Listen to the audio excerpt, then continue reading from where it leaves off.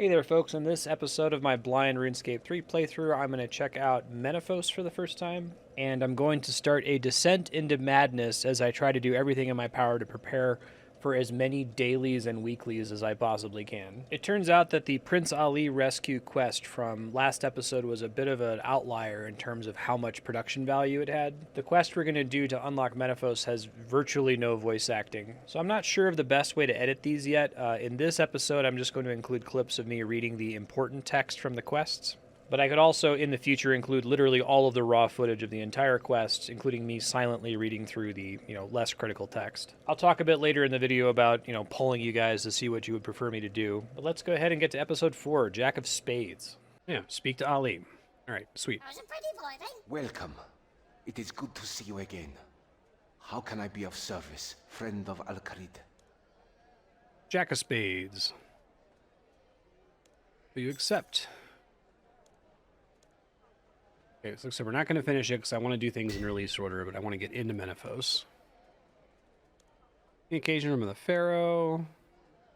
Okay, there's no voice acting now. I wonder if they've changed how often they do voice acting. Something that I find kind of charming about RuneScape is that the design and feel of quests is not unified at all. Those two quests were insanely high effort in terms of camera angles and cutscenes and voice acting. And then there were other quests in old school where, you just kind of click somebody and turn in some beads and it's over.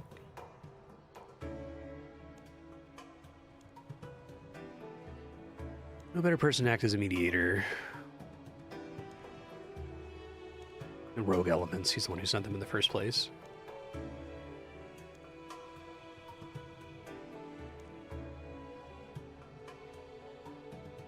Ensure Hassan's safety. Yeah, let's do it.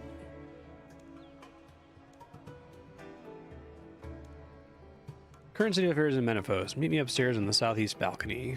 I think let's just talk to Osman here.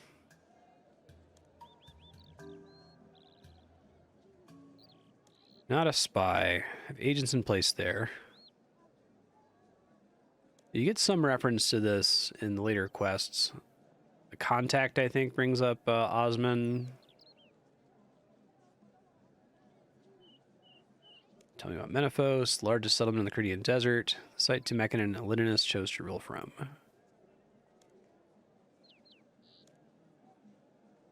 Sophanum and Menaphos were one city once.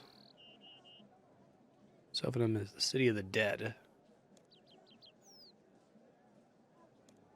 Menaphos is a vibrant city full of life.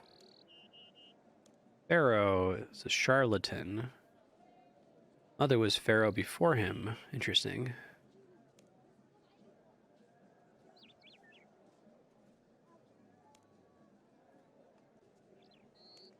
I wonder if he's being manipulated.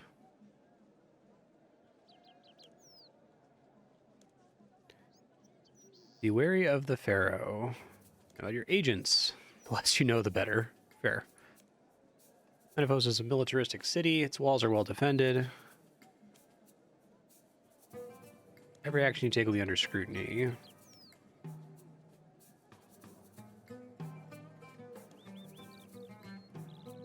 Pharaoh is increasingly secular. Grand Library. Okay, got it. Talk to Hassan on the roof. Let's go. Magic carpet flight safety protocols. Wonderful.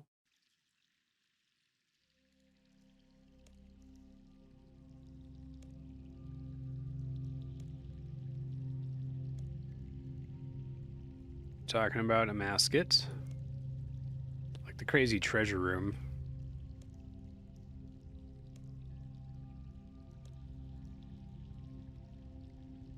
It's a reputation for getting the job done. I mean, sort of. I've done like 10 quests.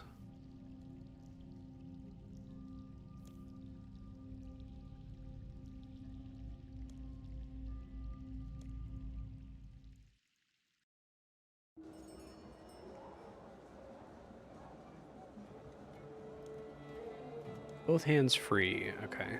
I think I need to make bank space, actually. Let's go.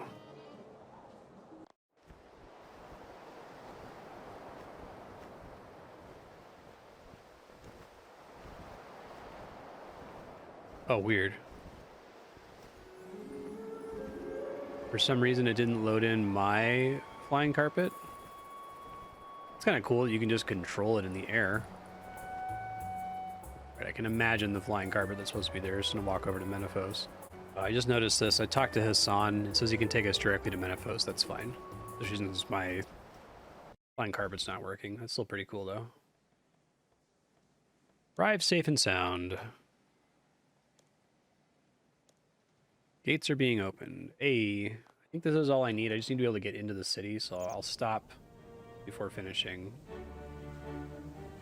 I think there's also a lodestone in here, although I don't know if I have to complete the quest to unlock the lodestone.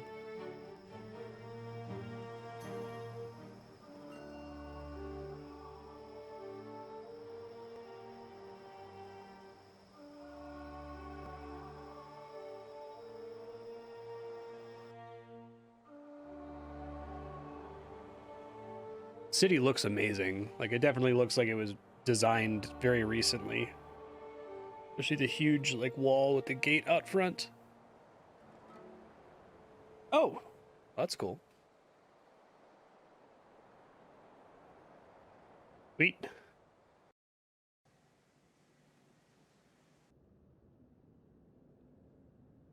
Welcome you to the city of Menaphos.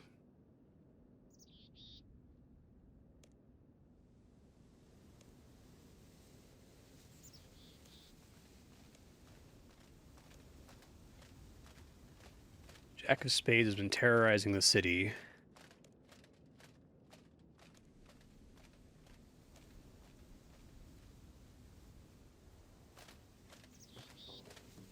Okay, so I'm forced to follow for now.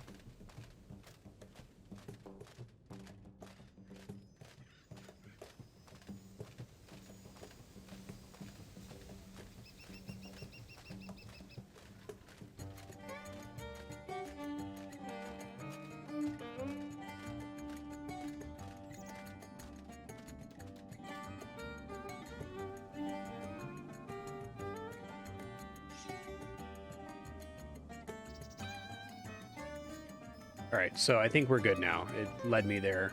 First things first, I'm going to see if this lets me activate the lodestone. Hopefully it does. Okay, good. I don't have to actually complete the quest for that. I guess I'm going to bank my stuff, and I think I'm going down here to pickpocket this person. Man, this is out of the way. Alright, it's this lady here. You have not selected a faction, so you earn no reputation.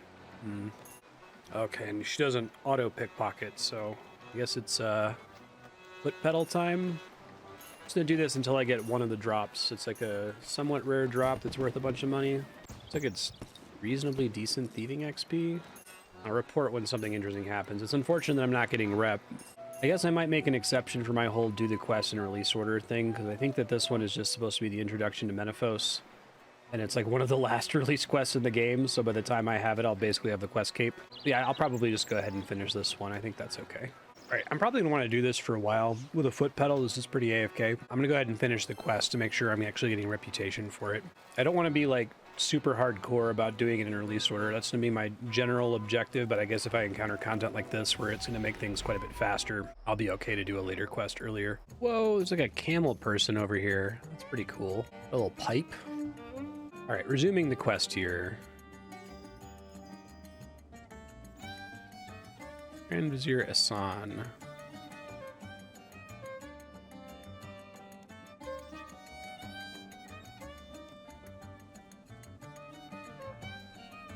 Free passage in and out of the city.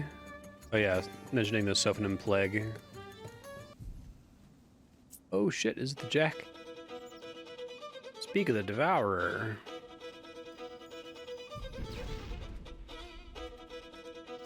Interesting. Chase down that menace. Talk to the guards. Ports District to the south. Golden Scarab Inn. Okay, I'll try to figure it out. Oh, I see the quest tries to highlight the general area you need to be in. Appreciate that. pub musician, bartender. Okay, doesn't say anything. This guy, maybe?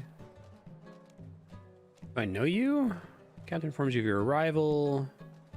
Admiral Wadud, commander of the largest fleet of ships sailing out of Menefos. Company of Jack. Oh, he's here again. Robbed somebody again.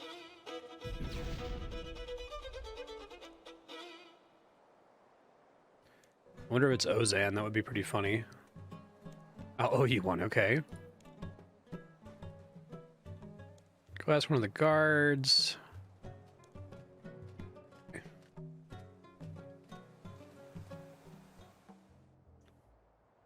What does the map tell me to do? Here, Commander Aquaman. I think these cranes are the same ones used in Port Piscarilius. I wonder if they have the same, like, source model. Oh, cool. I like the statues of the lesser gods up here. See the crocodile guy, a scarab guy. Which one counts as the monkey one, maybe? Talking to this dude. Or lady. Akamet. Leader of the Menefite Guard.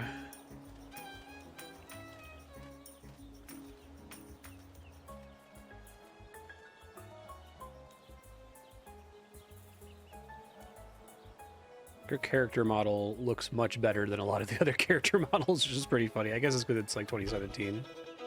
Hey.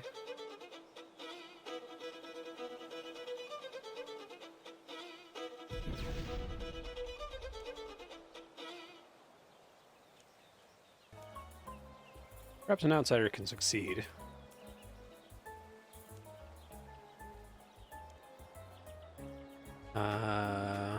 That it won't be in the Imperial District. Worker District. Batal. Okay. I guess this is meant to introduce me to all the different districts. I think the Worker District is significantly poorer. Batal? Somewhere around here? There he is. Batal. Cool looking old guy. A bird on his head? Everyone know who I am? Guess I would be famous if I had done every other quest leading up to this point.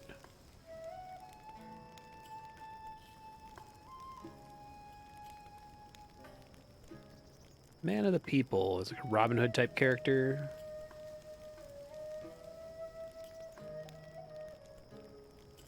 Just trying to help. There he is again.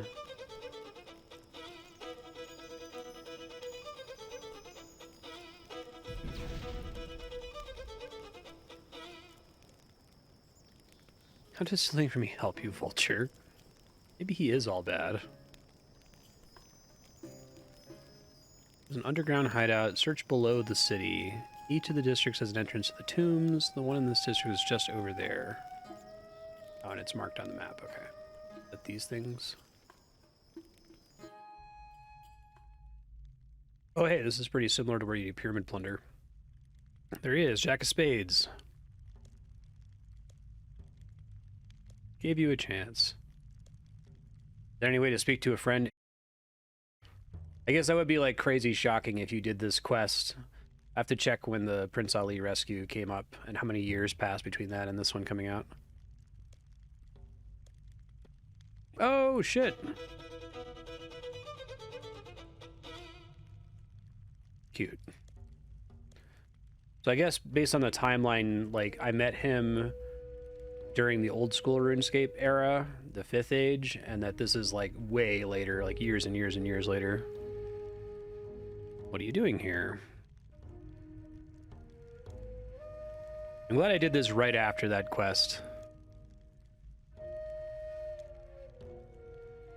Yeah, okay, so yeah, I'm not gonna like pigeonhole myself into doing things in release order. I'm gonna try really hard to focus on release order, but if I like my natural exploration brings me to content like this, I'm just gonna do it. I think that makes sense.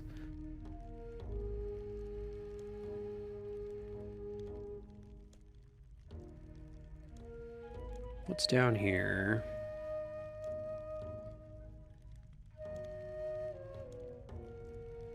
Oh yeah, Prince Ali is the Emir now.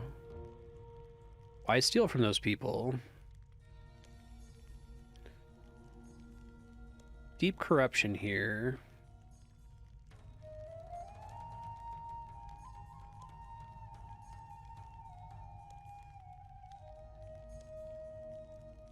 Admiral Wadud, greedy thug. Started out as a skulls pirate. Okay, bringing back the skulls.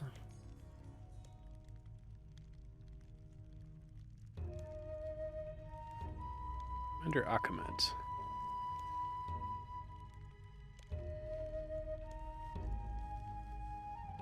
Tall makes me the saddest. Used to be a hero among the workers. He led a protest against workers being sent to work beneath the Great Grand Pyramid. He's a broken man. Heard enough.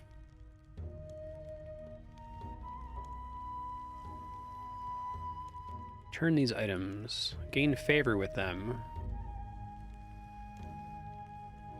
Okay. So, rep grinds. Oh boy.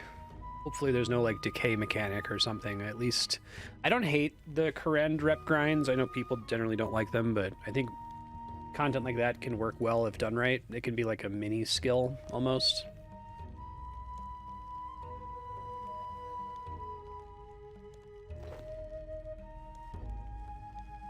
Okay. All the items I have to return. Oh, interesting. There's just exits to the different districts here. That's convenient. There's just a dagger, right? I guess you generally don't have to use things on people anymore. Reached level 1 reputation in the Imperial District. Okay, yeah, this is why I'm wanting to complete it. I'll probably side with the workers to start, of course. Is there like a right-click option for this? Okay, good. Seems like it's not super worth it if you have to go all the way inside every time. Get to eat tonight after all. Merchant District. Relatively fast. Where was the person in the Merchant District? Oh, right. That was the first thing that happened.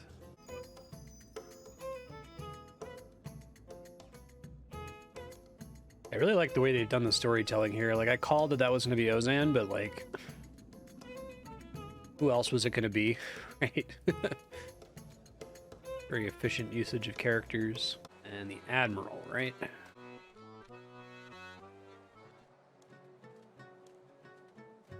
Go and see Hassan. Alright, I guess I should have done the merchant one last, but oh well. You have unlocked the Menaphos Grand Exchange. No, I have not. Not be doing that. Yo, Hassan, talk about Jack of Spades. Turn all the items the Jack of Spades stole. People as much as you can.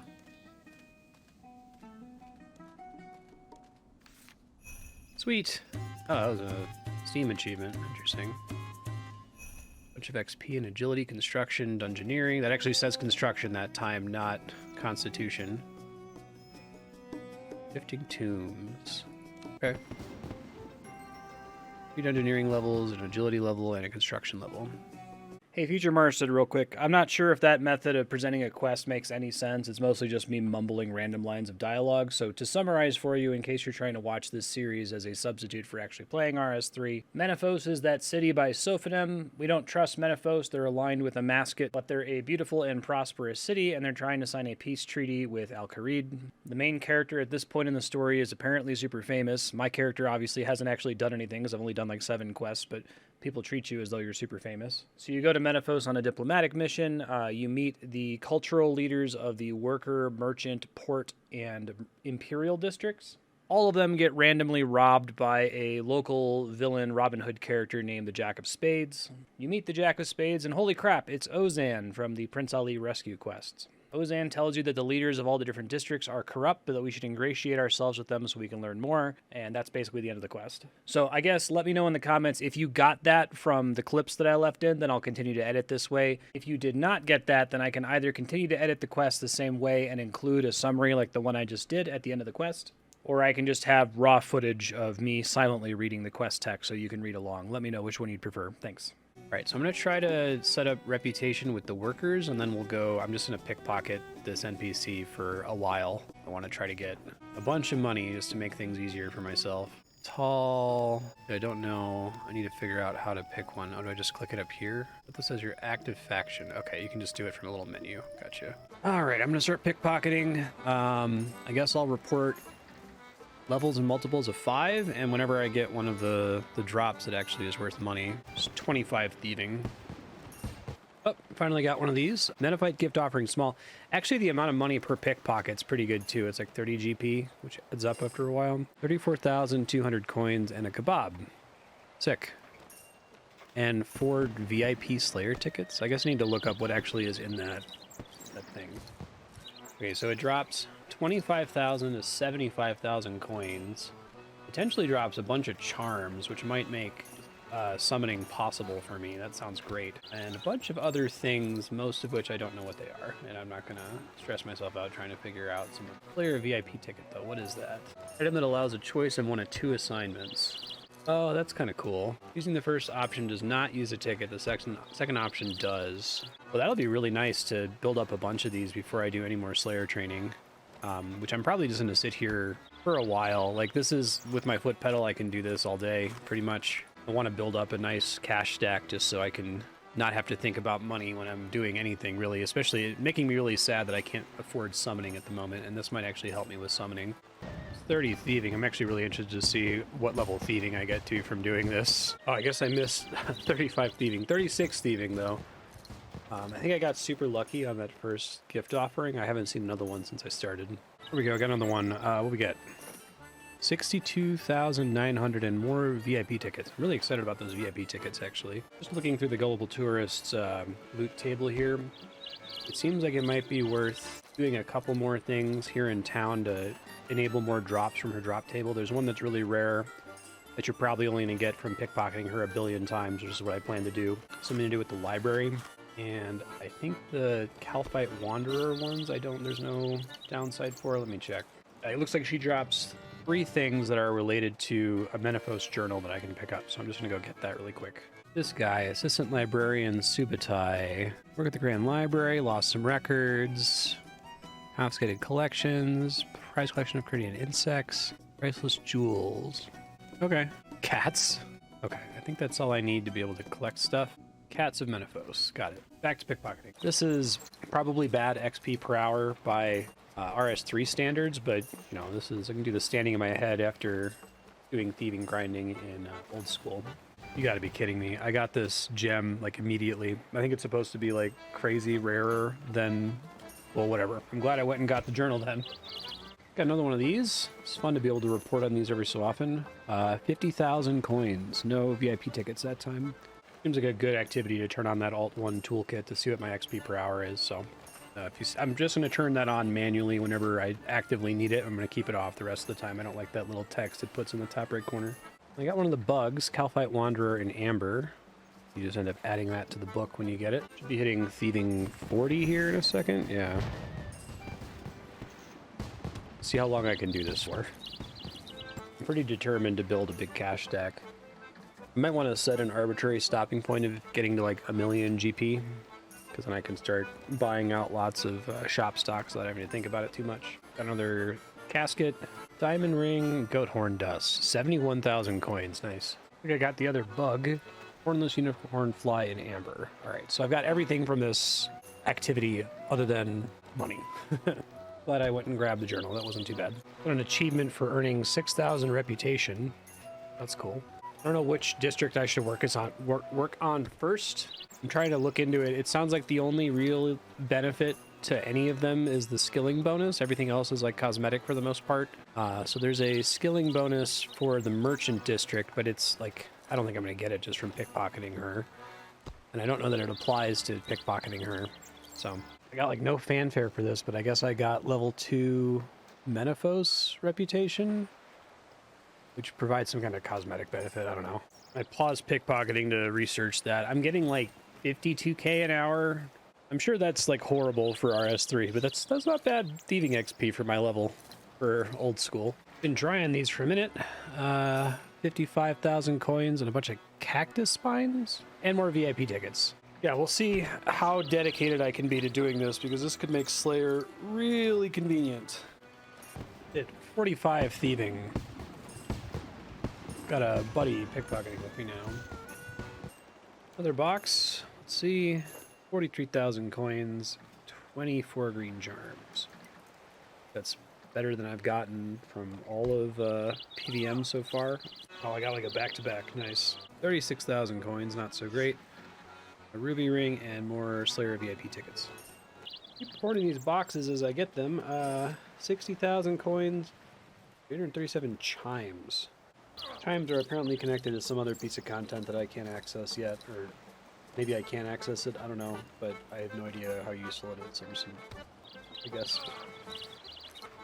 We get potato, cactus, and coconuts, and 42,000 coins is what we're here for. Guess I just got the first worker unlock. There's a bank deposit box. Okay. I guess I'll change the merchant district just in case it affects pickpocketing her. Although, I'm not going to get that for an extremely long time. It's like level 8. Not at the rate I'm earning it right now. 50 thieving. What a threshold. All from pickpocketing this poor lady. Yeah, apparently the marketeers also drop this item, maybe more frequently than she does, but they also move around, which is a pretty big downside. So I think I'm going to stay here for now. I am presently extremely dry on these lockbox drops. I haven't seen one. I guess you could probably turn back the video to see how much XP I got. Finally got another offering. I'm really, really dry there. Let's see. 49,000 coins, diamond necklace, and a ruby necklace. I just hit 54 thieving and got another box at the same time. 47,200. And I guess it's really frustrating that it doesn't put everything in the log, because I think I'm getting like more coconuts, I guess. Alright, I said I was going to go to 1 million GP, but I might wrap a little early here. I just got another one. 30,000 coins and 65 gold charms. The reason for stopping, I just finished my stream work for the day, and I kind of want to conserve the pseudo AFK of this for when I have more work to do. So I'll probably come back to it soon. As far as what I'm going to work on next, I guess continuing down the 2001 quest list is the way to go. But now that I have a whole bunch of money, I think I want to go buy out a bunch of shop stocks. And also see if I can do anything with my summoning level. So I went from 21 to 54, almost 55 thieving. So that's pretty sweet. It's pretty good. We like that. First things first, I'm going to take an inventory full of wolf bones and gold charms and see what I can squeeze out with that. I don't think I actually want to use these to save gold charms. I think they're easier to come by, so we shall see on that. After I do this, I'm going to buy out the herb lore shop, and I'm going to try to start doing a tour of feather packs, because I feel like I'm going to need lots and lots and lots of feather packs for training fletching. This guy, we'll go ahead and get our free stuff, may as well. Infuse. You can make them all at once, that's nice. Doing level 2. God, it's wild how expensive that is. Really, truly shocking. Get one spirit shard pack. I think they're probably... Let me see if they're more expensive. Okay, so that's the same price as buying them manually, so I'll probably just do that. I guess I need to save myself some space here.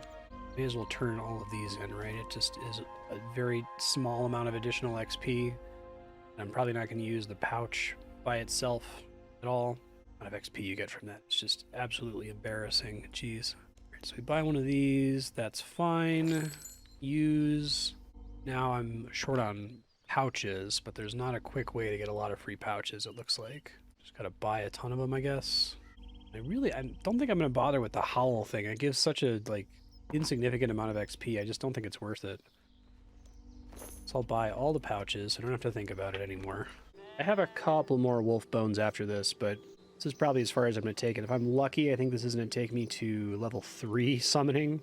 I know I'm probably intended to get the level ups here via the Wolf Whistle quest, which maybe I'll do since I'm not really holding myself to doing things in exact order, but still. God. Okay, level 3. Am I almost level 4 at least? Level 4, I unlock a new thing I can do. I need 1 XP. Jesus. Here, I'll just make 10 of these because that's enough to get 1 XP. There it is. Level 4 Dreadfowl pouches, which I believe use raw chickens, which I can in fact access, so I shall do that. 16 is going to be a crucial level to get to because then I can use iron ore, and having something that I can just mine for as opposed to having to do any PVM would be absolutely wonderful. All right, let's see how much XP I get from all these raw chickens. Okay. 1 level. God, summoning is mean. What an absolutely mean skill.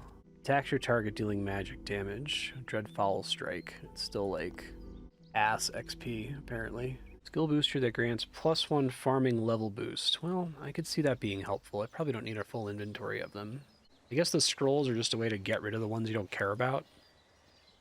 Alright, I am out of gold charms after making these here, and that's enough to squeeze my way to summoning level 7. Yeah, this doesn't take a while. Now I'm going to start merching, I guess. I'm going to look up shops that have feather packs. I think that's the main thing I care about buying from stores at the moment. Maybe there's other things. 15k per feather pack, or like 75k per shop that I can get to, which is pretty limited. I think I can do Lumbridge. I don't think I can do the one in Drainer Manor until I finish Animal Magnetism. I actually might end up dumping all of my money on feather packs here if I really want to buy them all out. It just reveals how expensive they are and how much money I'm going to end up needing. If I do that, I feel like I should start power leveling fletching just to, you know, actually use the feathers on something. Let's get all these guys. All right, buying all these feather packs here. God, that's expensive. That's like 100,000 or 10,000 feathers. And the pack's over in Port Sarum, and then after that, I don't have too many other places I can go to, right? Check the one in Ooglog, although I don't know, that might be quest blocked. Maybe the one in Witch Haven is accessible, and I'm sure the Shantae Pass one and the Menaphos ones are accessible. Let me check. Oh, apparently the one in Witch Haven is the same stock as the one in Port Sarum, so that's not actually going to help me at all. Menaphos, then? Let me check Ooglog. I have a warp for that, I believe. Yeah, the Ooglog one is, in fact, quest locked, so we can't do that one. I guess that really tightens it down to Shantae Pass and Menaphos. I think that means I can get 40,000 feathers per day as long as I have the money to afford it. I don't know how far that gets me. I might go ahead and just try to use all the feathers I'm just now unlocking so I can get a sense of, you know, how much XP that represents. All right, Menaphos shop. That's all I can do. That's 40,000 feathers. Let me see what all I can do with this. Man, that obliterated my cash stack. I still have money left to do stuff, but that's so much more expensive than old school where feather packs are basically free. Okay, so I think arrow shafts are, that's what I'm going to do. I'm going to do arrow shafts, and then I'm going to do smithing arrow tips. And just make a whole boatload of arrows so I don't have to think about that whenever I'm training range later on. Checking, my plan was to turn literally every log I obtain into arrow shafts, and it seems like that's a pretty legitimate, cost-effective method. I'll have headless arrows to last me all the way until I can get broad arrows, and I can use that to level up at that point. What I'm interested to see here is how much wood cutting, how long does it take me to get 40,000 arrow shafts, right? It'll change once I get access to willows. I think that's a little bit faster. It's got 30 wood cutting. Apparently the hatchets have a much lower level requirement than the pickaxes, so I can technically do an adamant hatchet here at 31, which would be a nice little candy loop. I kind of enjoy my current relationship with mining and smithing, where I'm doing activities that make me want to go level mining and smithing to make the new, you know, tools for that level. That is not how old school works because smithing is so far removed from the rest of the game in terms of the level ranges. I assume Draenor is still pretty effective for willows, especially if I'm fletching them into shafts and I'm not moving anyway. I got 31 wood cutting real fast. I should probably go pop away and start working on an addy hatchet.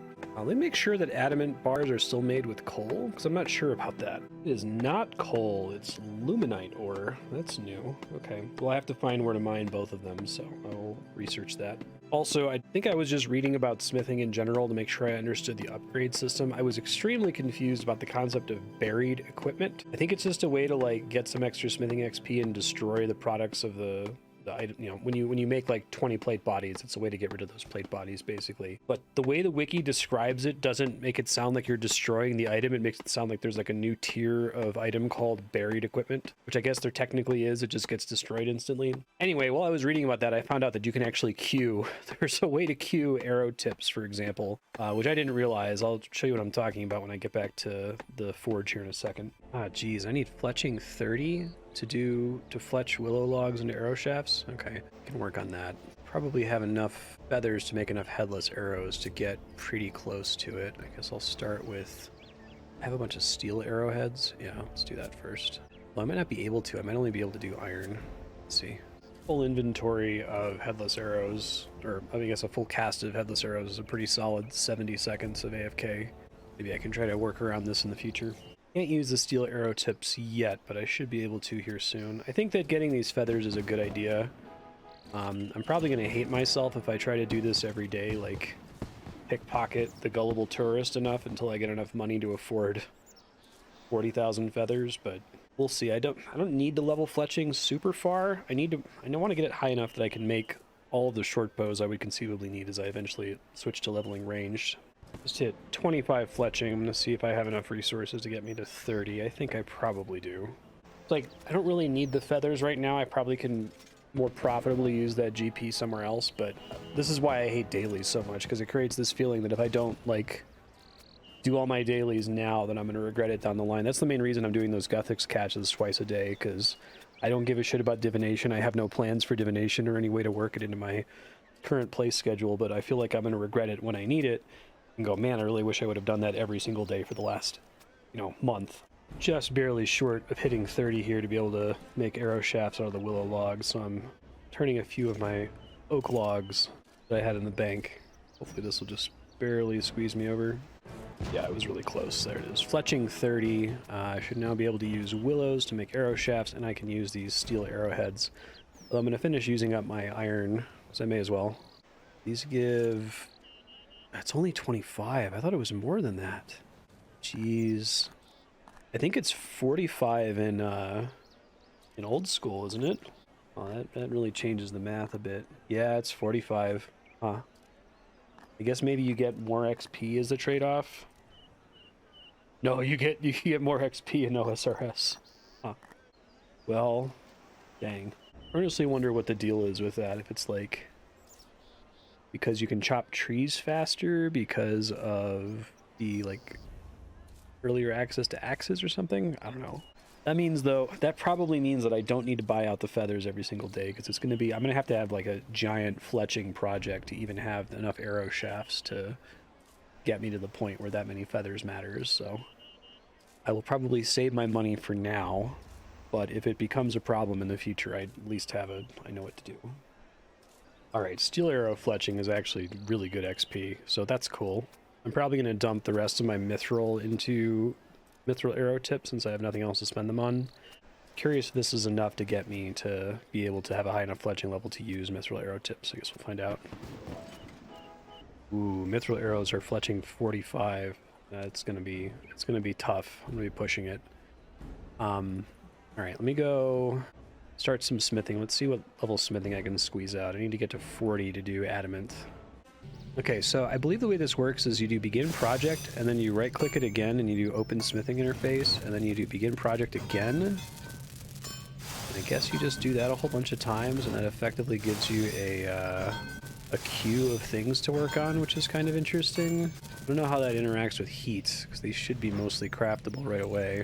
Oh, they all start at 0 heat. Right, because my mithril is not far enough along. Alright, this might be a big mistake. Let me do it as it is right now to see if I can get the level up that's supposed to give you max heat. I think this becomes viable once you start with max heat on the item. I just don't know what level that is for mithril arrow tips. So even though I probably screwed this up, this is less annoying than having to click through the interface every time if I can just make a full inventory of these unfinished smithing items. I did not understand at all that that was possible previously. Oh, create mithril items at max heat. Womp womp. I guess all of these, since I already did it, already have 0 heat, so it's cool. I can try it in a second once I finish this current inventory. I suppose I have enough iron in my bank. I might turn all of my iron into steel to make steel arrow tips on the hope that I can use them to get fletching the rest of the way to 45. We'll see. I feel like RuneScape 3 has succeeded in making me want to do smithing, which is crazy. It's a thing that I'm constantly thinking about whenever I get other skills within range where they might actually give me something that I can use. It's such a shit skill, and so is mining. In old school, you do it exclusively for the external rewards. Next thing I don't know, when you start queuing these, I don't know if heat only decays while you're actively smithing, or if it decays while it's in your inventory, because that would make it not very possible to fully queue items here. But I think once you have a full inventory, your character will just like smith away, which would be really swell if they maintain their heat, because that might be like minutes of AFK potentially. We go take the trash out. It looks like the items retain heat, so that's pretty cool. So what I want to see now is how long can I AFK here? If this is like 5 full minutes of AFK, that would be super swell. Yeah, your character just starts smithing the next thing right away. Oh, that makes smithing way better. I mean, I already like this system, but I thought it was kind of frustrating how much more attentive it felt like it was over old school, where you have to like go to heat the items constantly. But I guess that's a really nice unlock once you get the feature where it starts at max heat. You can make an inventory of arrowheads like this and just kind of get up and walk away, which is what I'm going to do. Oh yeah, I just took the trash out. This is great. This is like 5 minutes of AFK once you set it up, or more than that. I mean, you have to come back to wiggle the mouse to make sure you didn't get like idle logged. Be nice if this game had a 25-minute idle log like old school has now, but still really good. I'm probably going to end up getting a very silly thieving level just from getting money from the gullible tourist. Probably also going to get a silly mining and smithing level because the AFK is great. I guess the only problem with this is I wish there was a button to do, you know, fill inventory with projects or something, because I think this is the only way you can do it as far as I can tell. It's still pretty quick. I guess it would be less annoying if your character kept like hammering away while you were in the menu, but I'm just going to turn literally all of my remaining steel bars into arrowheads, which hopefully is going to help me get to 45, because I think 45 is a bit of a stretch for fletching. Just hit 39 smithing. I need one more level. Looks like I might be able to relatively comfortably hit it just based on the leftover ore I had in the bank. At least I'm really hoping I don't have to pop out and, you know, mine some more mithril before I can jump straight into adamant. There we go, just barely hit 40 smithing. Wow, completely ran out of bars, but I had just enough. So I think that means that I can do adamant now? Yeah, okay. So I gotta go find luminite and adamant ore and mine for it. And I'll make a new pickaxe and then resume like I've been doing. Ended up making 8,625 steel arrowheads, so that hopefully should be more than enough to get me to 45 fletching. I'm less worried about it now. I didn't realize how much steel I had available to work with there. It looks like there's some luminite nodes in the dwarven mine, so I'm going to pop down there from Falador. Scorpions here still aggro me, so that's interesting. Is that the luminite down there? Okay, I think that's far enough away from them. Yes, low-level pickaxe, I know. Alright, this should be enough to get my mining pickaxe upgraded, I think. I guess I need to get it to a +2, so let me figure out what goes into an adamant pickaxe +2. Cumulative bar is 8. Okay, so yes, now I have enough. And it looks like there's adamant in southeast Varrock, so I'm gonna go get those, and then I'll make my pickaxe, and then we'll come right back. Interesting they put addy rocks over here. These aren't in OSRS. Alright, this should be enough. Go make my pickaxe. Alright, smelting these addy bars, and we'll make the pickaxe. Alright, there's the pickaxe. Let's go ahead and upgrade it. +1, please. Thank you. There's the +2 pickaxe. Excellent. So I don't actually need to wield it. Alright, off to, I guess, since I did all that work, I'll go ahead and make a full set of adamant stuff. And then I'm probably going to go work on wood cutting and try to get my fletching as high as I can using all those feathers. I still want to get a feeling for how often I should be buying those feathers. Thanks to Puppet Face for helping me to keep track of which daily shopscape things I should get. It sounds like I should always buy the insulated boots, even though we're really far from unlocking invention, because it seems like they're dirt cheap and they're really useful in invention. So I'm just going to try to do that. I guess Turiel sells them, and then any other Slayer Master also sells them. I need 2 adamant bars for the adamant ore box. Whoops. I'll just get 1 inventory of adamant and luminite then, and then I'll go back and make 46 mining. All right, starting with my adamant ore box, then I think I'll make a mattock and a hatchet. And I guess I'll start working on, you know, making a full adamant weapon and armor set, but I'm probably gonna have to go mine some more to finish that. Got my addy mattock, my addy hatchet. Already made my pickaxe and my ore box. So I guess I'm gonna make weapons and burial set. Interesting. Should look into exactly how burial works. My understanding is it's a way to get more XP in exchange for not keeping the item, and you have to make a full +2 set, which is interesting. All right, I made an Addy Scimitar +2. I'm going to do a dagger, an offhand dagger +2. And I'm going to wait to do the armor, I guess. It's a ways off until I get high enough combat to be able to use any of this stuff anyway. I just want to have it ready. 41 smithing. Oh, you immediately get maximum heat for Addy items. That's awesome. Right at 41.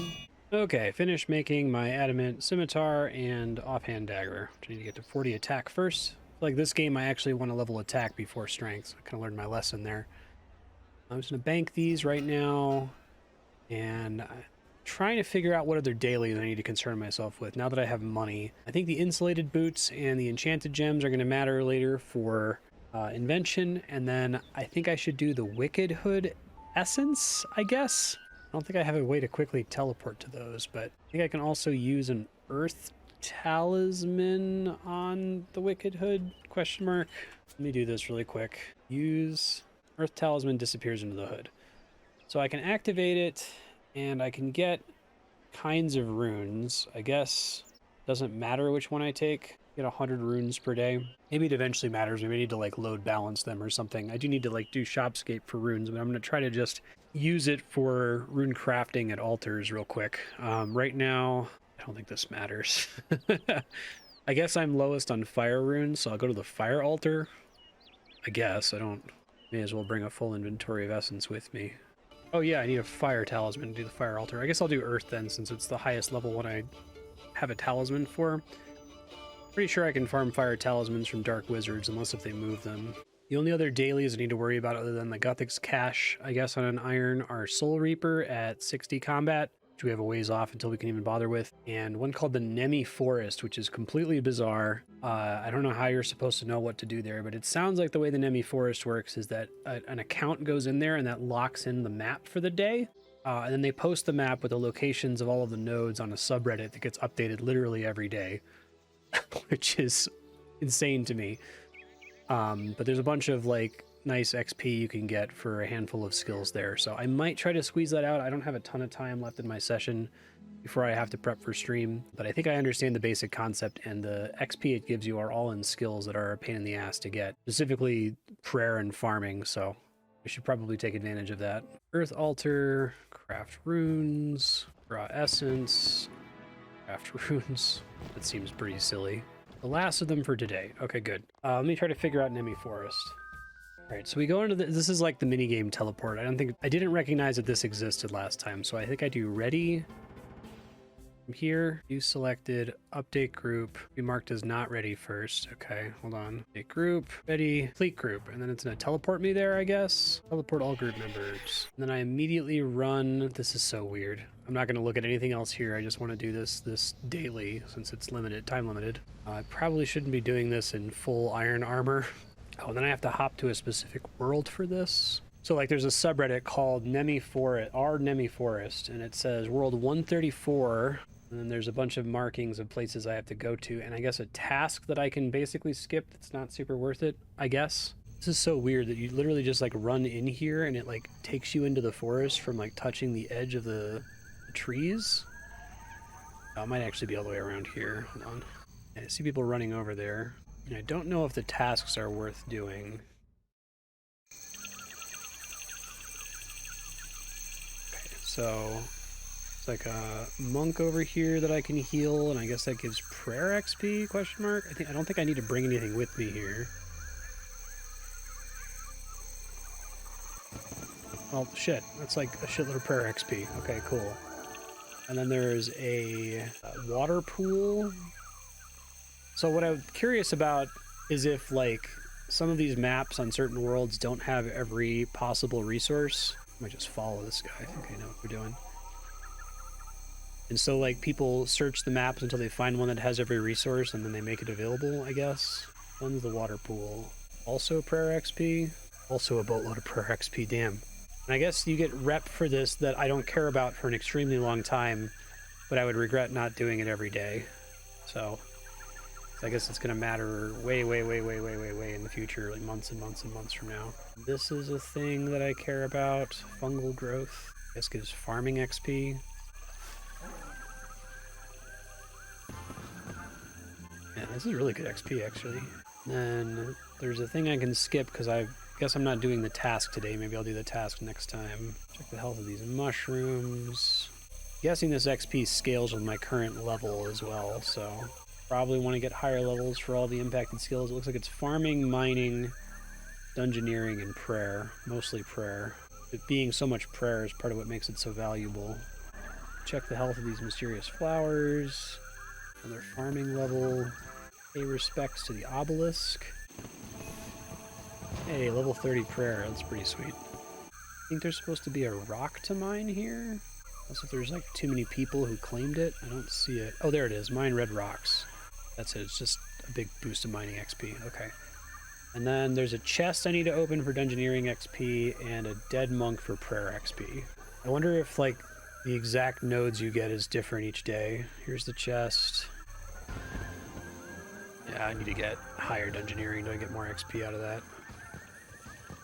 Free spirit. Dead monk. Sick. Okay. Bunch of reputation. And I think I can just teleport out of here. I don't think there's any reason for me to stay after all that. That wasn't too bad. That could have been worse. I guess I'll try to buy my runes for the day as well. Hey, it's Future Marstead popping in here real quick. The reason people recommend you buy out the rune shop stocks every day is so that you can turn those runes into Viswax. I'm sighing.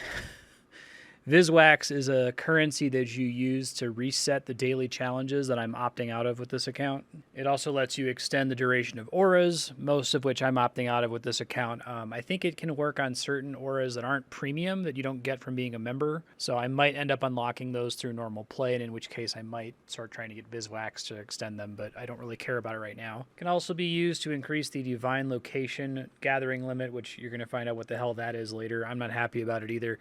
I am going to use divine location, so I might eventually get Viswax for that, I guess. And you can turn it into quick teleport charges, which is when you use a lodestone teleport, you can teleport quickly instead of having to do the whole home teleport animation. I'm telling you all of this to explain I probably don't need to buy any of these runes because I'm not going to be using Viswax anywhere near as much as a normal account would. It's definitely one of those, yo dog, I heard you like dailies, so we put a daily inside your daily to reset your dailies so you can daily again type situations. I hate it. And then I think I want to buy out all of these stocks. Take all, take all, take all.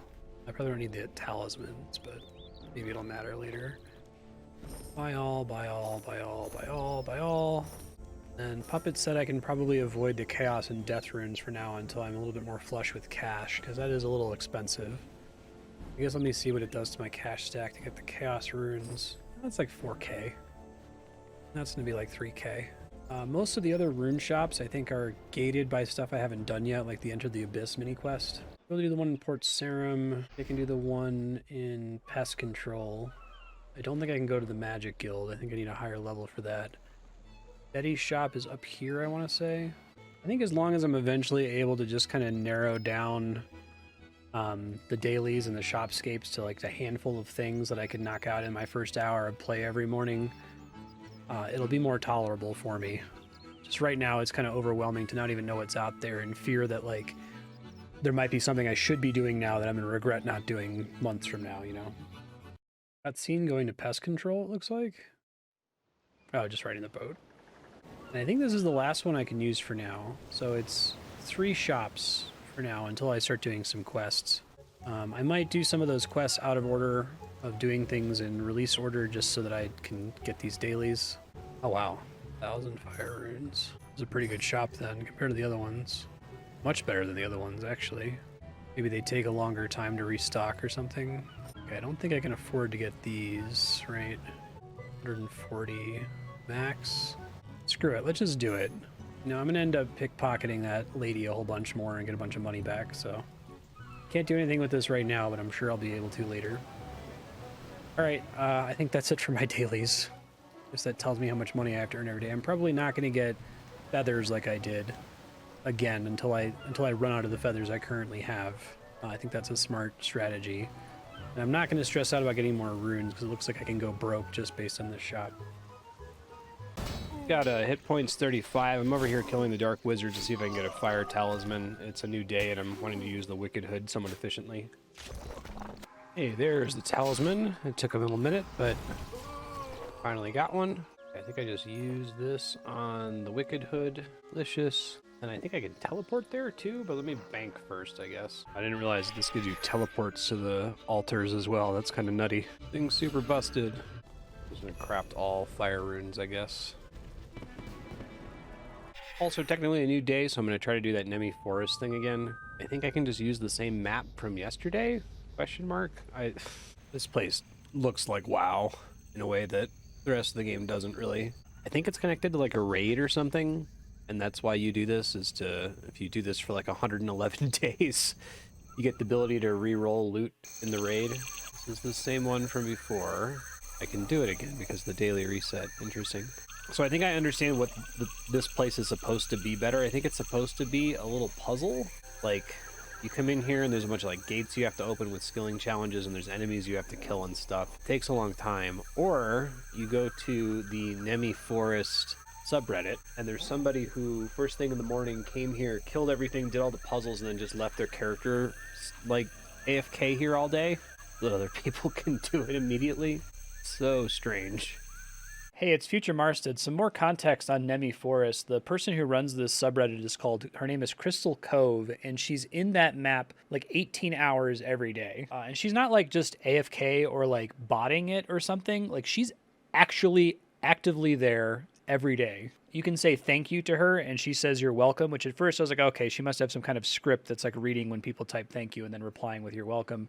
But no, if you ask her specific questions, she'll respond to you. I saw her talking to somebody else and she mentioned that it's an alt that she has. So she is like playing the game actively while she has that open in another window, but she still has to like jiggle her mouse every 5 minutes for like 18 hours every day.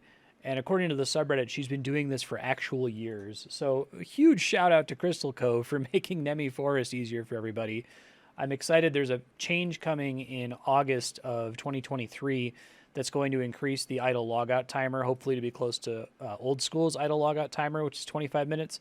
That might save her some hassle. This is probably going to be my main source of prayer XP for a while. Maybe farming as well. I might end up getting overheads from this, although overheads are, as far as I can tell, kind of pointless in this game. Maybe less so later on. I'm sure many of y'all who have played RS3 are like, I can't believe I keep talking shit about overheads and prayer in this game, that prayer is actually really good, but like, you gotta understand that after playing lots and lots of old school RuneScape, where I'm very used to like the true invulnerability that comes from protection prayers and the ability to like prayer flick to never run out of prayer, kind of corrupts my vision of anything really. Probably should level Dungeoneering just so that I get more XP from this thing. We'll see later, I guess. Oh, perf 32.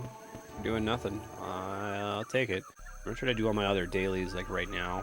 I gotta wait on the Gothic's caches, obviously, but I can do like shopscaping. Got all these chronicle fragments from daily turn-ins for divination, so I guess I'm gonna go teleport and turn them in. I think I understand how that works. I think I used them on this lady, question This is mark? a fragment of a chronicle. You should speak to May Speak to about May it. about the... Of course. I will aid you. If you have any chronicle okay. fragments in your bank, Yeah, that's fine. Players who have completed the World Wakes can hand in their chronicle fragments at Gothic's Shrine for greater XP. Okay. I need to like sync time waiting for the Gothic's cache to open in 10 minutes, so I'm just gonna pickpocket the gullible tourist for a bit. Part of why I hate dailies like this, because it's like I have to construct all my play experience around it instead of just doing what I want to do. Oh, I got a box here. Let's see what we get. 50,800 coins, 2 Slayer tickets, and a pot of cream. Great. And a thieving level up. Thieving 55. I might consider popping out around 62 thieving. I think you unlock a new training method there. Might make sense for me to just get as many thieving levels as I can so that my fail rate is as low as possible here. But I'll revisit that once we actually get this. Got my 100 points here. Pop right out. Bye. There we go. Divination 55. Mining 47. I'm just doing a full adamant ore box full of luminite and then another full one full of adamant ore so I can finish making my adamant gear set. Mining 48. Higher critical strike against these luminite rocks. That's nice. All right, I got a full inventory and ore box of luminite. I'm gonna go do the same for adamant, and then we'll see what time it is. It's getting close to time to do another Gothic's cache. Hey, 49 mining. Hey, 50 mining. I guess I can now mine rune. Feels weird to be able to do so early, but I think there's new ore tiers to make up for it. Another Gothic's cache coming up in a couple minutes. I'm gonna try running to the divination location in Karamja, which I haven't been to before. I think there's a buff that comes out of this one. I think it's just like due southeast of here, east of the nature altar. I still have armor equipped because I think there's still dangerous enemies out here. Yeah, here we go. Gleaming wisps. I guess I'll start harvesting them while I wait. I believe this is the first cache in a minute for me that's going to provide a post-cache buff divination, so I'll just sit there and do regular divination training for a little bit. Alright, got my 100 points, no problem. Probably 56 divination, I would guess. No, 57. Here, I'll take it. I may as well just do this now since we get a bonus. Okay, you do get 10 times your hunter level and hunter XP. I feel like I should grind up hunter so that I get more benefit from that.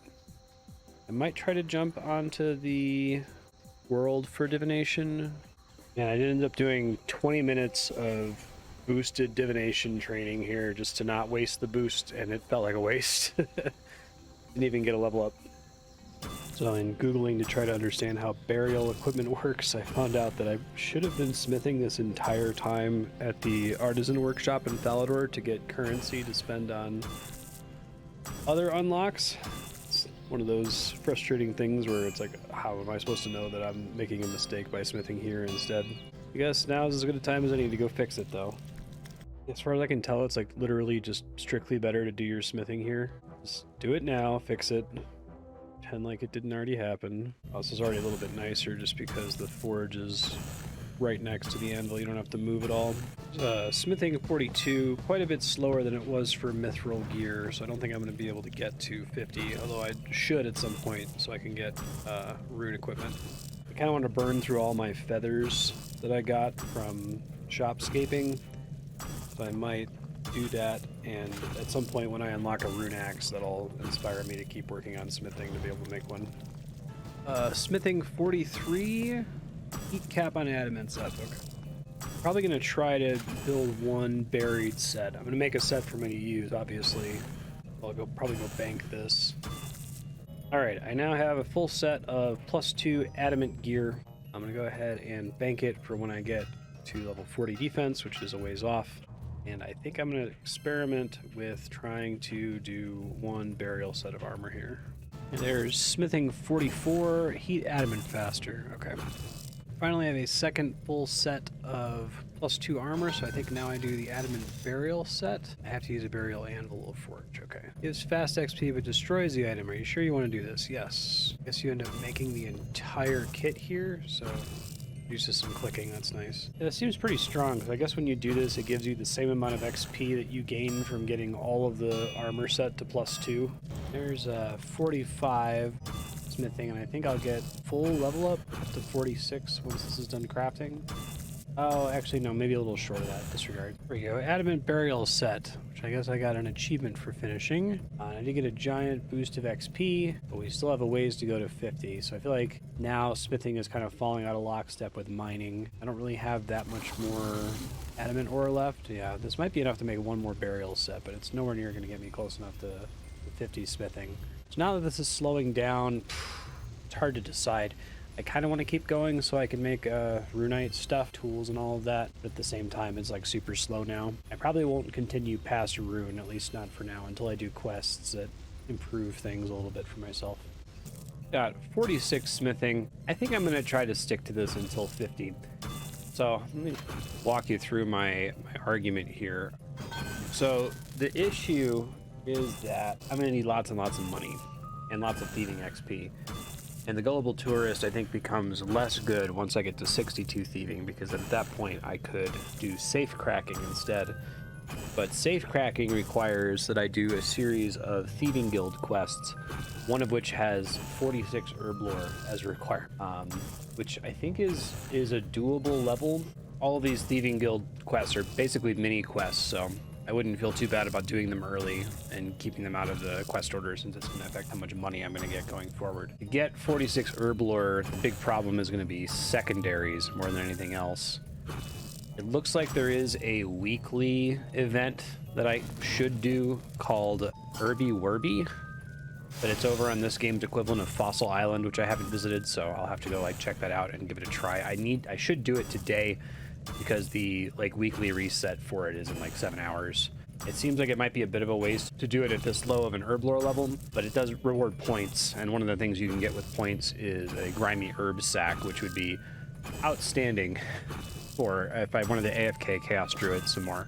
That's how I discovered it, as I was looking up where is, RS3's herb sack equivalent. So that might be the thing I do once I finish this burial set, pop over to try that event. I'm going to come back and get to 50. Part of the reason I want to do 50 smithing is because if I am going to AFK Chaos Druids for herb drop, I'm almost certainly going to end up hitting 50 attack, strength, and defense from doing that for a long time. And once those are at 50, I'm going to want to be able to switch to a full rune outfit. I don't know that I'd hit 60.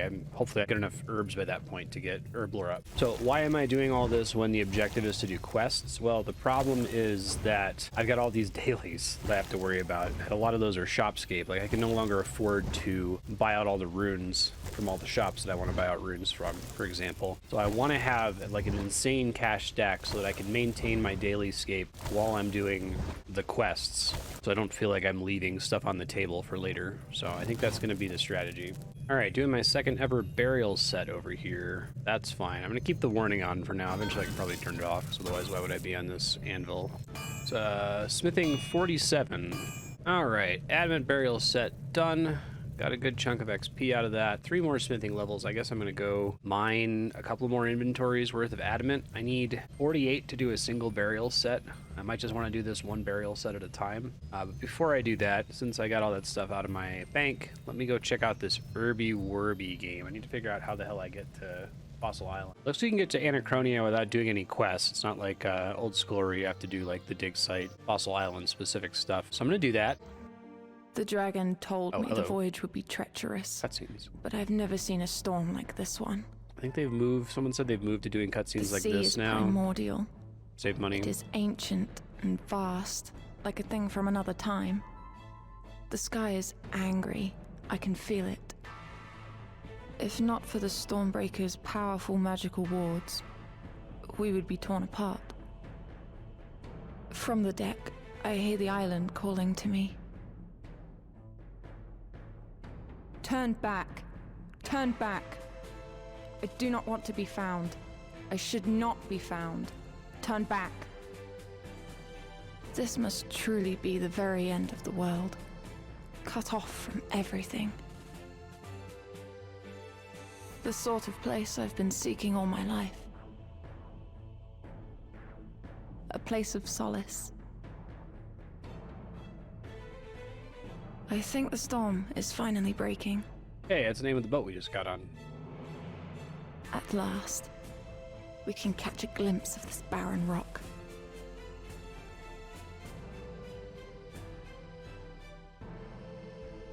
Not so barren.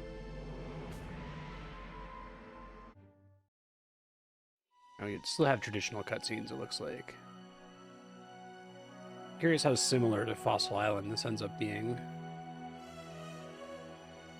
Okay, yeah, so it's intended to have some things in common. Dragonkin. Lithcrin or whatever?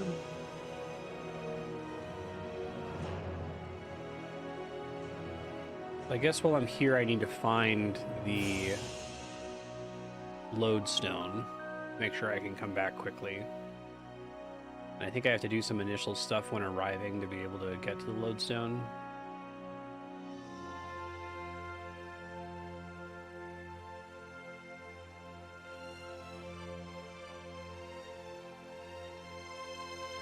I don't know if this area was added alongside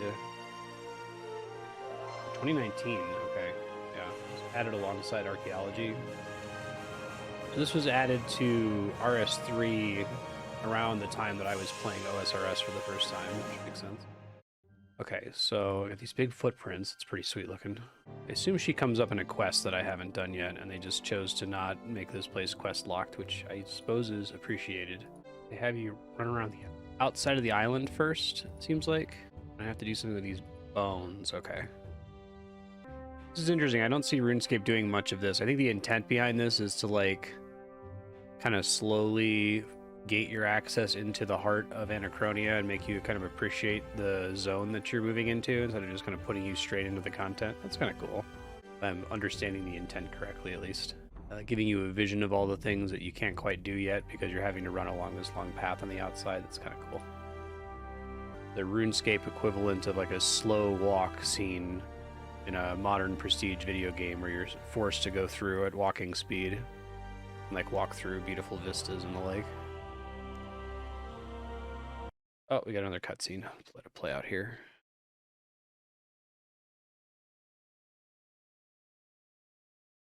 Gulp. Whoa.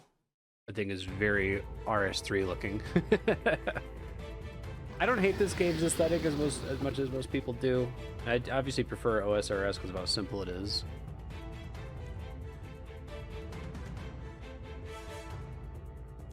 Jadinko.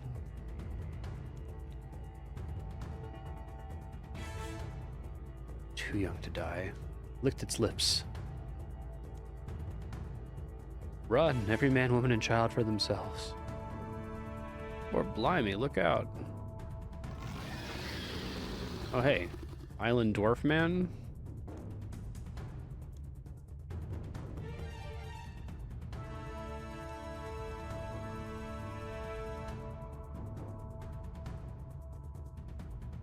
Right on.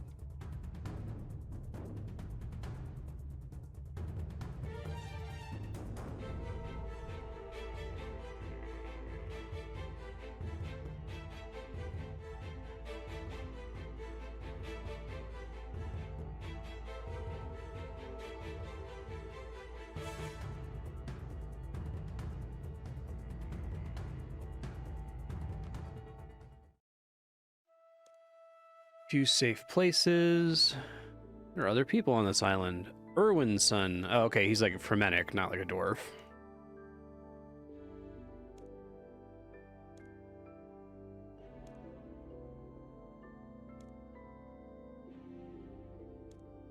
We're all gonna die.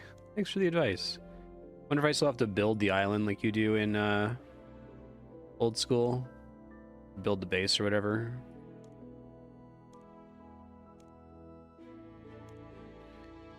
You'll be fine. Okay. Oh, yeah, you do have to build a lodestone. All right. Well, it wants me to talk to this guy. Look at this place. It's pretty sweet looking.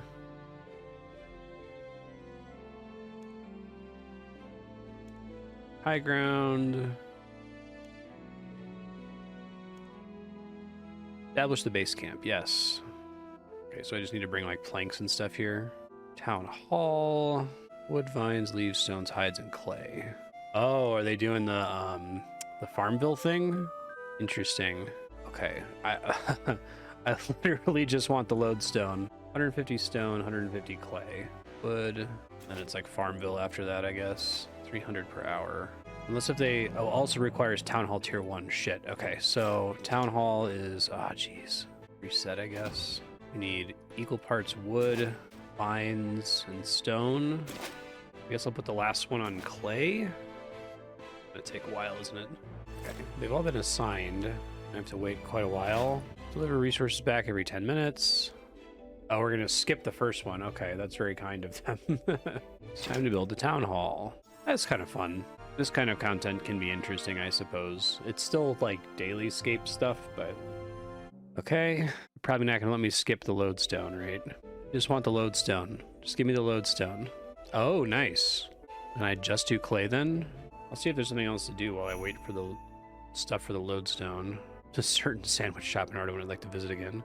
Okay, so I just need clay. Got it. Easy. Everybody else can suck an egg. Everybody get clay right now. Is it every 10 minutes? So that should be like 30 minutes, I think. I'll let them go do their thing, and I guess I'm going to quickly eyeball if there's any content I can do right now. I could probably start moving in the direction of Irby Werby. There's some bones that you need 70 agility to cross, but you don't need 70 agility to do this, I don't think. See where it is on the map. It's this guy up here, dungeon. And I think I have as many attempts on this as I need until I have the necessary points, kind of like Guthix caches. So I'm just going to try to do my best to figure it out. Hunting options, it looks like.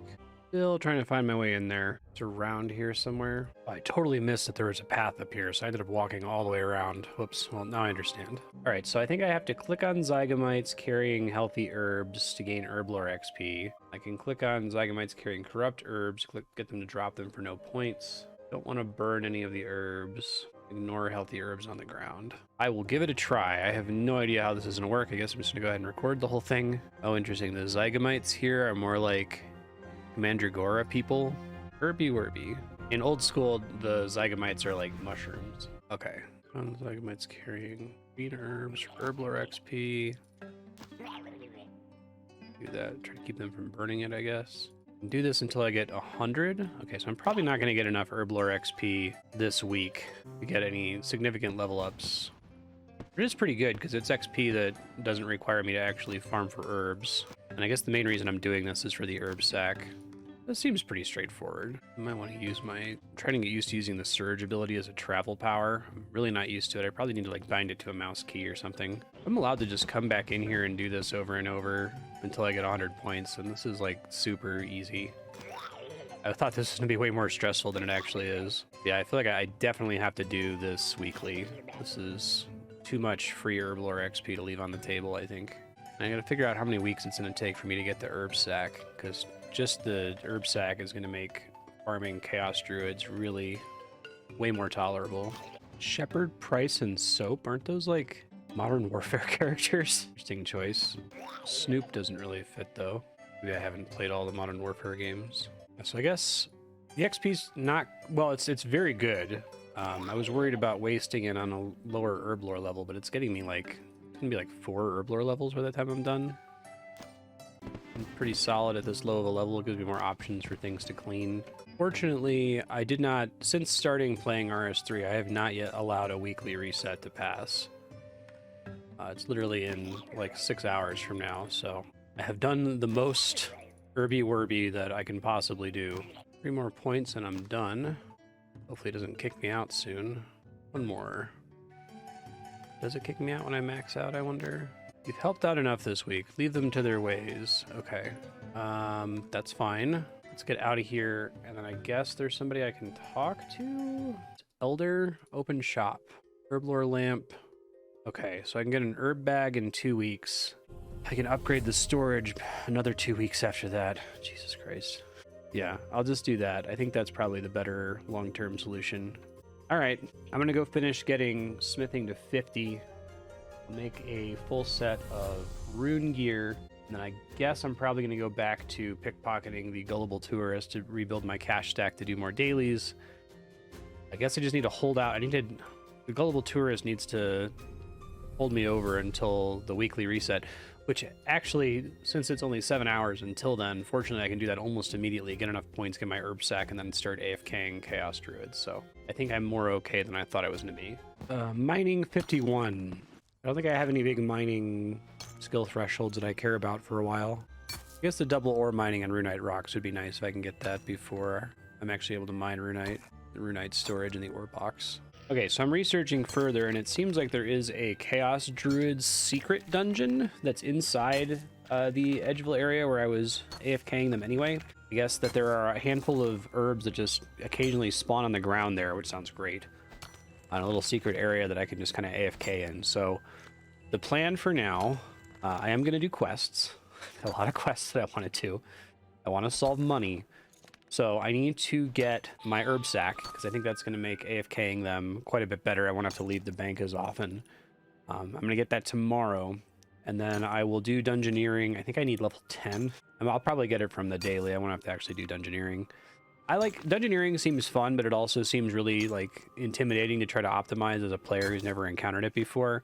I wish more of its content was like harshly gated, that you had really, really, really simple dungeons with like no multiple gear sets, no food or anything, and then they like slowly introduce you to those concepts. Because I go in there and I feel like I'm like doing it inefficiently. I should hit the dungeoneering level up though from the Nemi Forest tomorrow, I think. That will qualify me to go into the secret dungeon. Then I'll bring in the herb sack and we'll just chill there until I get to base 50 melee stats. And I'm hoping that getting to base 50 is going to be enough XP to, or enough herb drops for me to get herb lore to 46. And if I get herb lore to 46, I'll do the thieving capers to unlock safe cracking. And somewhere in the middle there, I'm going to manually train thieving up to 62 on the gullible tourist, so I can get some money to hold me over until then. All right, get another full, oh, there's mining 52. Got another full inventory of luminite plus a full ore box. I'm hoping this will carry me a bit into runite, but I'm not going to need all of this to get to 50 smithing with adamantite. Mining 53. It's getting real slow now. 48 smithing. 2 more to go. I don't know if I'm going to get a level out of the burial equipment. Might be a little short. I think I'm definitely going to stop at 50 smithing, though, just because it seems like it's getting quite a lot slower now. This burial set is almost done. I think if I make exactly 1 more, it'll be enough to just barely get me to 50, but I'm not 100% sure about that. All right, I might just barely hit 50 smithing at the end of this burial armor set. It is nice, though, that I went from like 40 to 50 by making essentially like 4 armor sets, one of which I'm keeping, the rest of which are burial. That feels better, I think, than old school, where you make 10 million plate bodies. Hell yeah, I'm making the burial set, and it's just barely gonna get me to 50. Perfect. Hey, there it is. 50 smithing. Can now smith rune bars, which I'm gonna do once I finish this project here. All right, need to go find some runite. I'm gonna do the usual thing. I'll make a new pickaxe and an ore box, and then I'll come back and make a bunch of other stuff. Let me check what goes into that. So rune bar, pickaxe, a total of 8 bars for the pickaxe and 2 for the box. Apparently there's burst pipes that I can mend here. This gives me respect and smithing XP. I guess it's kind of like the Motherlode mine wheels. You get respect for repairing the pipe. Also got a pretty big boost to smithing XP. That's cool. I think a solid runite ore is actually up here in the wilderness. It's pretty close to a bank. I need 10 of these, I think. So interesting with this rework to just be able to get runite ore just through normal mining without it being like a minute to get a single ore out of it. All right, smelting my first ever rune and making a pickaxe and an ore box. Oh, I miscalculated. Rune goes up to +3. That's interesting. That's a neat way to make it so that you make fewer and fewer items as the XP curve changes, because now I assume you have to get a full set of +3 items to make burial equipment. That's okay, I'll make the +2 and then mine the rest that I need. Made the rune pickaxe +2 and the rune ore box. I'm going to pop out and get enough to get this up to a pickaxe +3, and then we'll make a full set of rune. You know the drill at this point. Mining 54.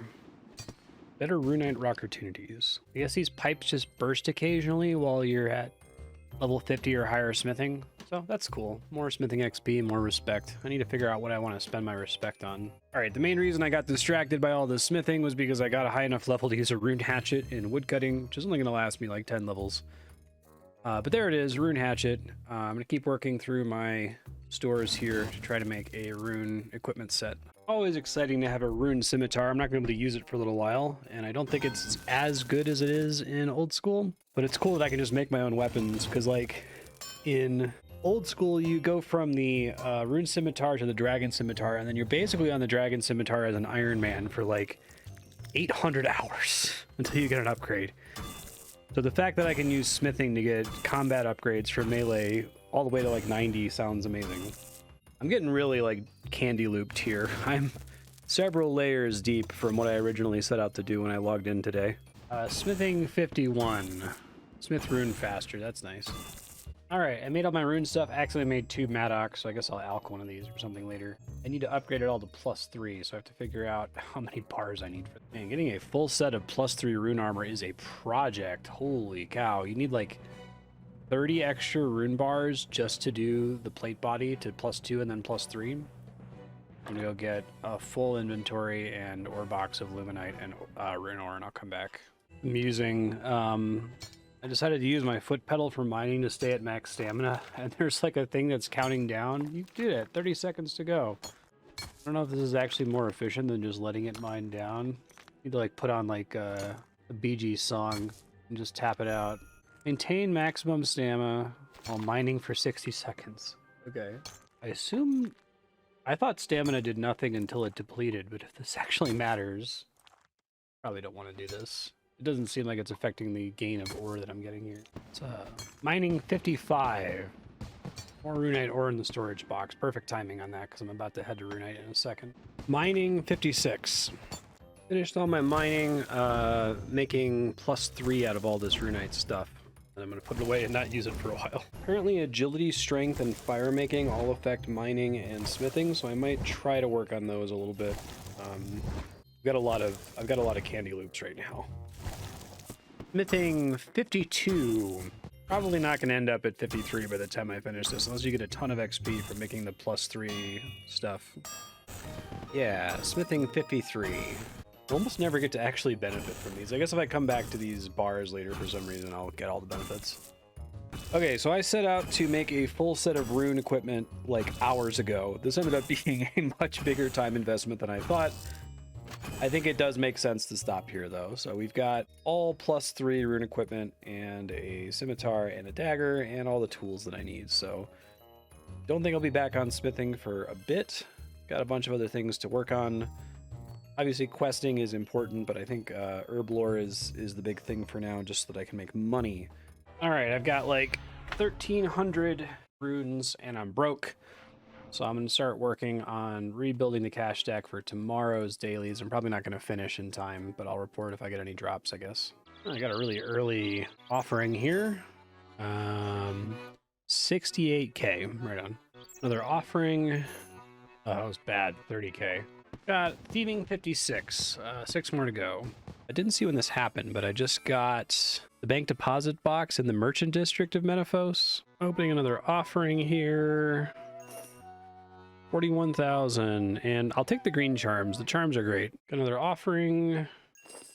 31k, man, I'm getting unlucky on the money drops. 2 charms and cactus spines and 61k, that's better. Just hit thieving 58. 4 more to go. Chocolate, I ate the chocolate bar. I guess that's fine. I got 70k though, that's good. I'm sure I can trivially get chocolate bars in this game, but in my chunk account, like eating a chocolate bar would be catastrophic. Another offering here, 59k. Got a back-to-back offerings here. When I went to go unpause, I pulled another one. Wow, that I thought I was getting bad money drops before.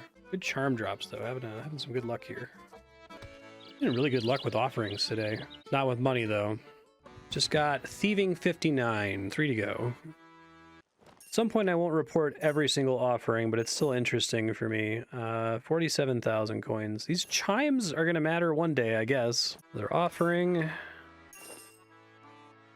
34k.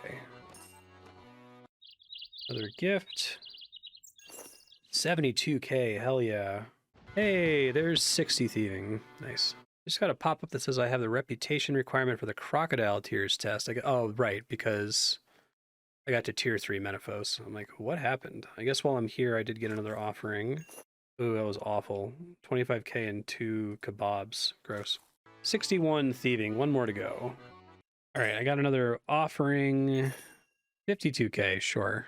All right, I was hanging out on a Discord call for most of that, so I couldn't really talk very much, which is why I wasn't doing my dailies and weeklies. I would like to go get Herby Werby done so I can get the herb pouch. Do that here in a second. I think I'm going to keep pickpocketing her until I get one more offering. I'm pretty close to having 900k GP. All right, got my last offering. I'm going to go work on weeklies and dailies. 927k, pretty good. All right, heading back to Fossil Island for Herby Werby. Should be able to get my herb bag after that. I don't know where this is sending me. It's confusing. After I get the herb bag, I'll do the rest of my dailies and stuff, and then I'll work on something new. I guess this is one of the dig sites, huh? I could just, like, archaeologist teleport here next time. Got it. Okay, I think I have to run the long way to the base camp here, but they should be done building my lodestone. Workers found 5,000 clay. Okay, well, I'm good on clay then, I think. Build the lodestone. Sweet. Activated. I guess I'm just going to have them split out among all the other resources for now. I have no idea what else I want to buy. It's really, I'm just coming here for Herby Werby. I don't give a shit about anything else. Probably the bank chest. Yeah, we'll get that eventually if I leave them like that. All right, Herby Werby, let's go. All right, here we are. Should be able to do this relatively quickly. Confirming the reset did in fact work.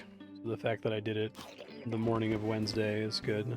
And some pretty good level ups here. 26 herb lore. Should make it easier for me to skill it up. Herb lore 27.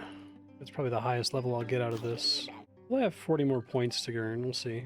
I got another level. I'm 28. Now, I was thinking it was a mistake to do this so early, because I'm probably getting less scaled XP than I'd be getting later on, but I think getting some early herb lore levels is pretty important just to make it easier to train early on, because I have so few training methods at the beginning. Alright, just hit 100 out of 100 points. I think if I stop somebody else, nothing happens. Very good. Get the heck out of here. Alright, so let me just study this shop for a second. No, it's 100% the herb bag, and then later the herb bag upgrade. Herb bag. Confirm. Here we go. Sick. I can't open it. That's a nice old school thing where you can just have it so whenever you pick up herbs, it goes straight into the bag. Alright, well now I feel confident doing Chaos Druid Resource Dungeon. I've got other dailies to do. Go do this Nemi Forest thing. Hey, it's Future Marstead. I'm not going to add the little candy loop graphic every time I have to do a daily or a weekly you've seen me do before again. Just assume that that's my life now. That I got to do Guthix caches every day. I got to do Shopscape every day. I got to do Irby Werby once a week and so on. I'll still go ahead and pop it up whenever it comes up for the first time or when I'm doing something else as a prerequisite for a daily or a weekly. Hopefully that's going to get me a dungeoneering level, which will let me unlock the Chaos Druid Resource Dungeon. Enough dungeoneering XP. Excellent. That's 10 Edgeville Dungeon Chaos Druids, which is exactly what I want. Sweet. I don't actually have to do any dungeoneering. I'm sure I'm going to enjoy dungeoneering just fine, but I don't know. Like, right now, there's just too many ways for me to misplay with it for it to be fun for me, I think. Unlocked a 10% discount at your local NASCAB supply store. I guess that's for getting a certain amount of rep. I'm not getting full prayer levels here anymore, which is fine. Should be a prayer level here, this pool. 33 prayer. Getting close protection prayers, which I have to remind myself don't matter in this game. There's farming 25, which is pretty nice too. I guess there's something with the exit from this zone that you have a chance to get more XP. I have to figure out exactly how it works. Oh, that thing is not possible for Ironman. Perfect. One of my favorite things is music to my ears when it says something is not available for Ironman. I wish more of these activities were blocked. We're gonna my daily shopscape and stuff. I'm gonna go ahead and do Fire Altar. Probably need to find something else to do, like a later rune crafting altar, but this is fine for now. Shopscaping's mostly done. I'm just buying the runes from pest control for now, because that's kind of what I can afford. And it seems like it's a decent chunk of runes. I am going to go and try out the new dungeon I just unlocked. Why not? It sounds like it's fun. Herbs appear on the ground, and of course, Chaos Druids drop plenty of herbs. Curious to see how much better it is than where I was standing before. I didn't realize that there was like a thing here. Otherwise, when I was AFKing earlier on my phone, I would have done it inside this resource dungeon. I think it's this secret little cave up here. Kind of a cool concept of hidden dungeons that are locked by dungeoneering. Yeah, I like that. That's cool. Now there's a grimy Marintil on the ground right there. Oh, I got 4 dungeoneering levels for walking in here. That's kind of crazy. I'll take it. Oh good, the bag is opened automatically. Perfect. Yeah, this is super great. The floor herb spawns are pretty easy for me to go to. Even if I don't have time to grab them, this is pretty AFK. The herb sack makes this incredibly convenient. I could do this all day. Pretty tall order to get the, is it 46 herb lore requirement that I need for this quest, but I think it's going to be worth focusing on it. I completely misunderstood the herb pouch. I thought it was collect up to 50 grimy herbs, but it's collect up to 50 of each grimy herb. So I think I could just chill here almost forever. The only thing that's unfortunate is I have to run around and manually pick up the herbs, but that's not the worst thing in the world, I guess. Constitution 36, attack 35. I'm just going to stay on attack all the way to 50, I think. I'll even bypass strength entirely just so I can get that rune scimitar. I think that's going to be more damage. All right, I think I've proven to myself how effective this is. I haven't even been here for 20 minutes or so, and I've got all these herbs. It's probably still going to take a really long time to get me to 46, but I'll go play around with the stuff I just got and see where it gets me. I'm just going to start by cleaning all the herbs and see where that gets me here. I get a lot of XP from cleaning, unfortunately. Okay, the XP from cleaning, as I'm sure you can imagine, is pretty ass, so I did not get a full level from that. It does seem like the portable herb burner is pretty good, I guess, for Marintils, so I'm just going to do that, I suppose. Deployable herb, deposit it here. Probably going to move the herb sack in there too. What herb would you like to burn? Clean Marintil. What a lucky drop to have gotten. Yeah, so this is pretty slow, but I think the 55 XP is pretty okay compared to what I'd get for making it into potions, and I don't have to spend any secondaries on it, which is great. I guess I could just literally burn everything for now. Like, I'm usually of the opinion that I should try to get the most XP per herb out, but I think getting to 46 early is more important. Like, Terramins are... It's recommended you make Serum 207 like in old school, but the deployable herb burner, it says, is also acceptable, so maybe I'll do that. I think the fact that this allows me to avoid secondaries is kind of a big deal. I'll probably save my Ranars because I can make prayer potions out of them, and those are actually potentially useful, but this other stuff I think I can get away with. Yeah, it actually looks like burning Guams gives the same XP as making attack potions, and I'm lazy. I don't really need the attack potions as far as I know. If I do this, I could technically bring this down with me and just burn all of the herbs that aren't Ranars that I'm saving, you know? The Haralander is a little bit less efficient than a combat potion, but a combat potion involves me farming for a desert goat dust. And I'd rather just value my time here, because the time I'm not spending going for secondaries, I could spend going back and getting more herbs in the Chaos Druid dungeon. So yeah, I think I'll just bring the burner with me and just burn everything that I have the level to use and just store the rest of them along with the Ranars for making prayer potions. I think it's 38. Once I get to 38, it might be pretty easy for me to get the rest of the way to 46. Really glad I got this drop from Ghost. It seems like it's like 1 in 1,000 or so, and it's really convenient. Like, I think it's gonna be a big time save, even if I'm getting a little bit less XP per herb. I can start worrying about XP per herb once I get to 46, but right now, just meeting the quest requirement is the most important thing to me.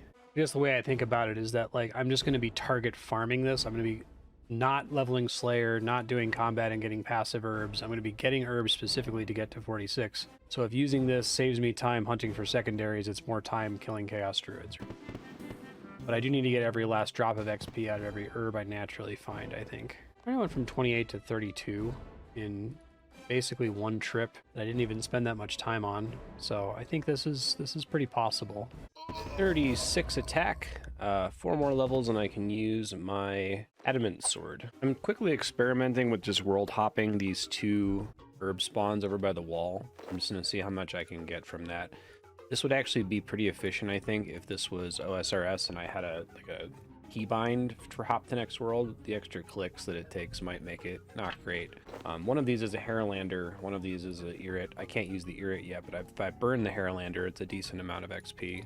All right, this is at least teaching me how to hop. I guess you can set a keybind for open world select, and then there's a setting you can have to remove the confirmation for hopping, so that makes it a little bit faster. Instead of just picking up those 2 herbs, I'm also grabbing these 2 in the corner. I feel like 4 herbs per hop for a couple seconds of running is pretty decent. We'll just running these laps, picking these up. I'm surprised that, like, even the way the rest of RS3 is structured, that this isn't like a once per day thing, that I can only pick up the spawns on the ground and fight the druids in this room once per day. I feel like that's how they would deal with this issue a lot of the time. Like, I understand wanting to mitigate shopscape and hopscape. It's not ideal from a player perspective, but I feel like going to dailies is like the darkest timeline path, right? I think this is pretty quick because of the herb bag. Obviously, if I didn't have the herb bag, it would take too long for me to bank these when picking them up. I only use half of the herbs I'm picking up at the moment, so that definitely affects the efficacy of this strategy versus fighting them. And it only works when they're tolerant to me. So I guess I could alternate. I could come here, you know, fight them until they become tolerant, and then run back and forth and pick up these herbs until my bag is full. I think as soon as I hit this 46 threshold, I won't use the herb burner again, except for Marintil, because I think Marintils are the only ones that it's recommended for, or the only ones where you can't really get more XP per herb out of it. I'm hoping to not target farm the skill like this, like just go for ground drops and fight enemies specifically for their herb drops. Hoping to passively level herb lore, or like literally farm for it by planting herb seeds. Just trying to make minor optimizations here too. I think, so what I've been doing is fighting them, and whenever I see the herbs respawn, running and grabbing them. But I think if I'm going to do this world hopping method, that's kind of pointless. So what I'll probably do is I'll come in here and just focus on combat until they become unaggressive, and then I'll world hop until I have a bag full of 50 of each. All right, I finally have 50 of each of the herbs that spawn in this room, and then some overflow. So 200 herbs. Let's see what that gets us here. I'm gonna start saving my Guams, because I guess you can make... There's another daily. Divine location using the divination skill. 10 clean guams produces a divine location that you can harvest herbs from, which I guess duplicates herbs, or you can hear the disdain in my voice. I hate it, but I need 2 more clean guams to be able to do that, so I will try it out, I guess. All right, burning through the Harrowlanders first. I guess we'll see how much XP this is per run, because it doesn't take that much time per run, especially since I have a goal in sight here. So Herb Lore 33, 13 levels to go. Herb Lore, the next one, 34. Another Herb Lore level here, 35. Once I'm done cooking all of these, or burning all of these, I'll calculate how many runs I'm gonna have to do. Okay, I've burned through all my herbs. Let's see, it takes me, I get about 6,215 XP per trip. I need to get to 68,000 XP, and I currently have 23k. So ignoring drops from the Chaos Druids while I wait for them to become tolerant, it's gonna take me about 7 trips, a little over 7 trips, which is a lot. It's a lot of world hopping, but I will do it to be done with this and to not have to think about it anymore. I guess this will speed up a bit once I hit 38, because then I can actually use all those Ranars that I'm picking up to make prayer potions. I need to figure out if there's a better way to do this, but I could probably just go pick up Snape Grass over on the Dagonoth Island. Assuming I'm allowed to go there, I don't know if you need a quest to take that boat. I should check into that.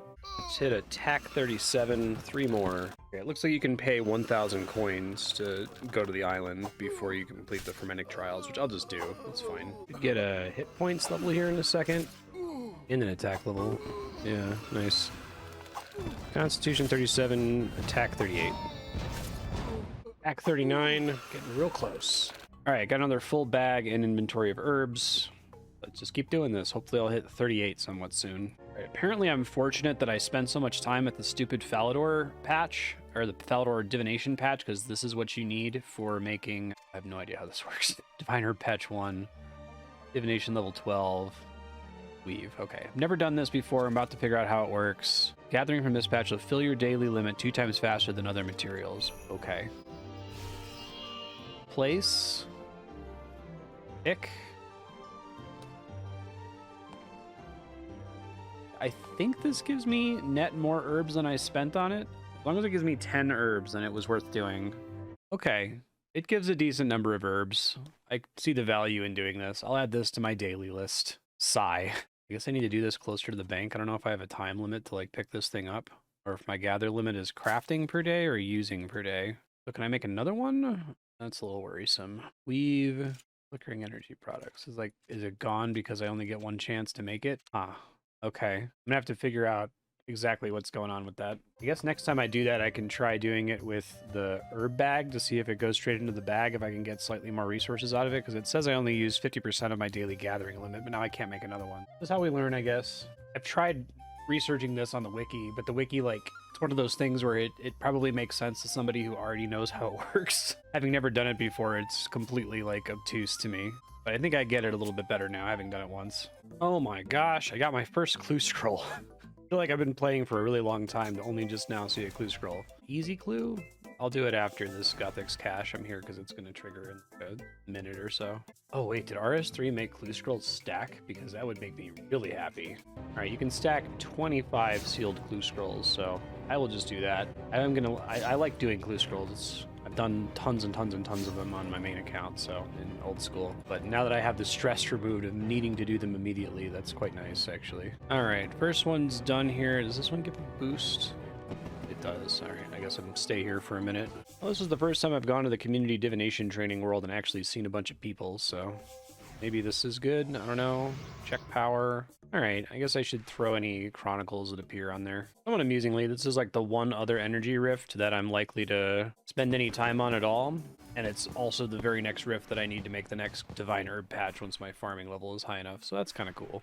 Guess I'll try just using this. Crater overflows with energy and you feel an affinity toward the divine memories. Okay. How much do I actually need for the big boy? Oh, I guess it just did it, whatever that is. Give me a buff. Here it is, the enriched gleaming spring that we're all supposed to go to, I guess.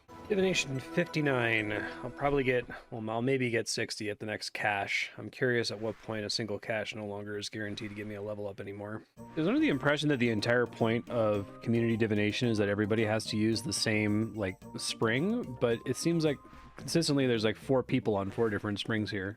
All right, finish using up the buff from the cache. I'm going to go back to gathering herbs. Another herb lore level here, lore 36. 2 more to go. 37 herb lore, 1 more to go. I think we will hit it. All right, should get 38 herb lore here. Sweet. I am going to go try to gather a bunch of snape grass on Waterbirth Island and make as many prayer potions as I can with my banked ranars.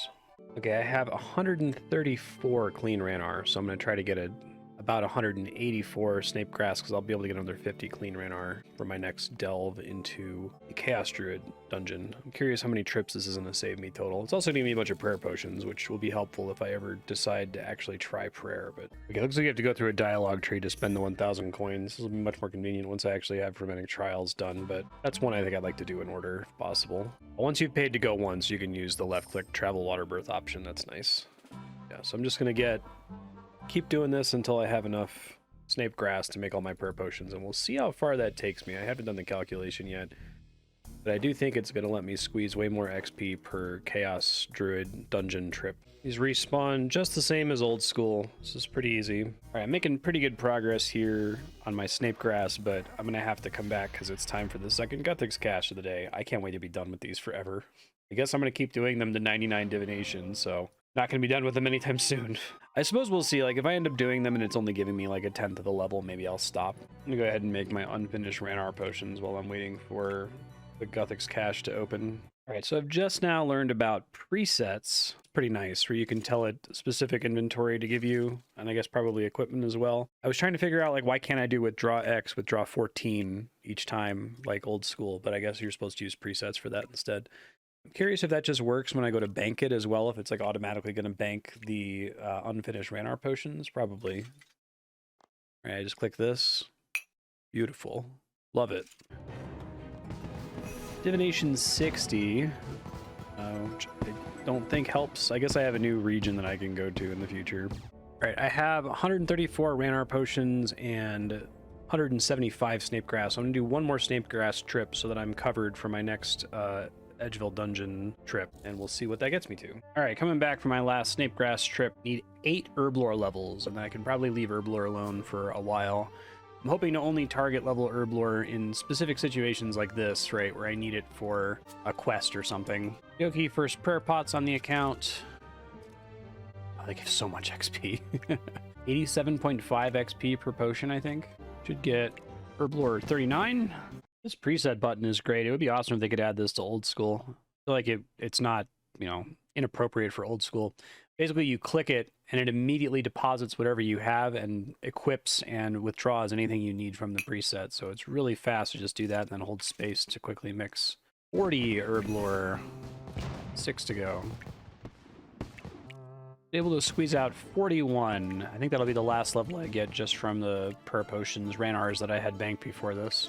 All right, so I just did the calculation. If we include the extra XP from the Ranars and prayer potions, I only need to make 2 more trips into the Chaos Druid dungeon, so that's super reasonable. 42 herblore, so close. I knew I was forgetting something. I forgot my herb bag, but that's okay. I'm really close to getting to 40 attack, so I can use this adamant gear. So I'm just gonna wait till I get 40 attack, equip this, and come back with an empty inventory. Attack level should come in here in a second. There we go. Attack 40, I can now use adamant weapons. Should be a bit of an upgrade. And I think I'm just going to stay on attack until I can use my rune gear. I don't know if I'm going to switch to strength at that point. Probably should do strength to 50 and then defense 50, since defense doesn't matter for what I'm doing right now. Oh my god, the adamant scimitar is so much better. This is kind of interesting, actually. I'm sure there's math on this, but in old school, it's definitely correct to be way ahead on strength compared to your attack. Like, you can qualify for so many weapons so early that there's no reason to really do attack early. But here, I think the effect of the weapon is so huge that it's worth getting access to the weapon as soon as you can, and then do strength for a little bit of it. Constitution 38.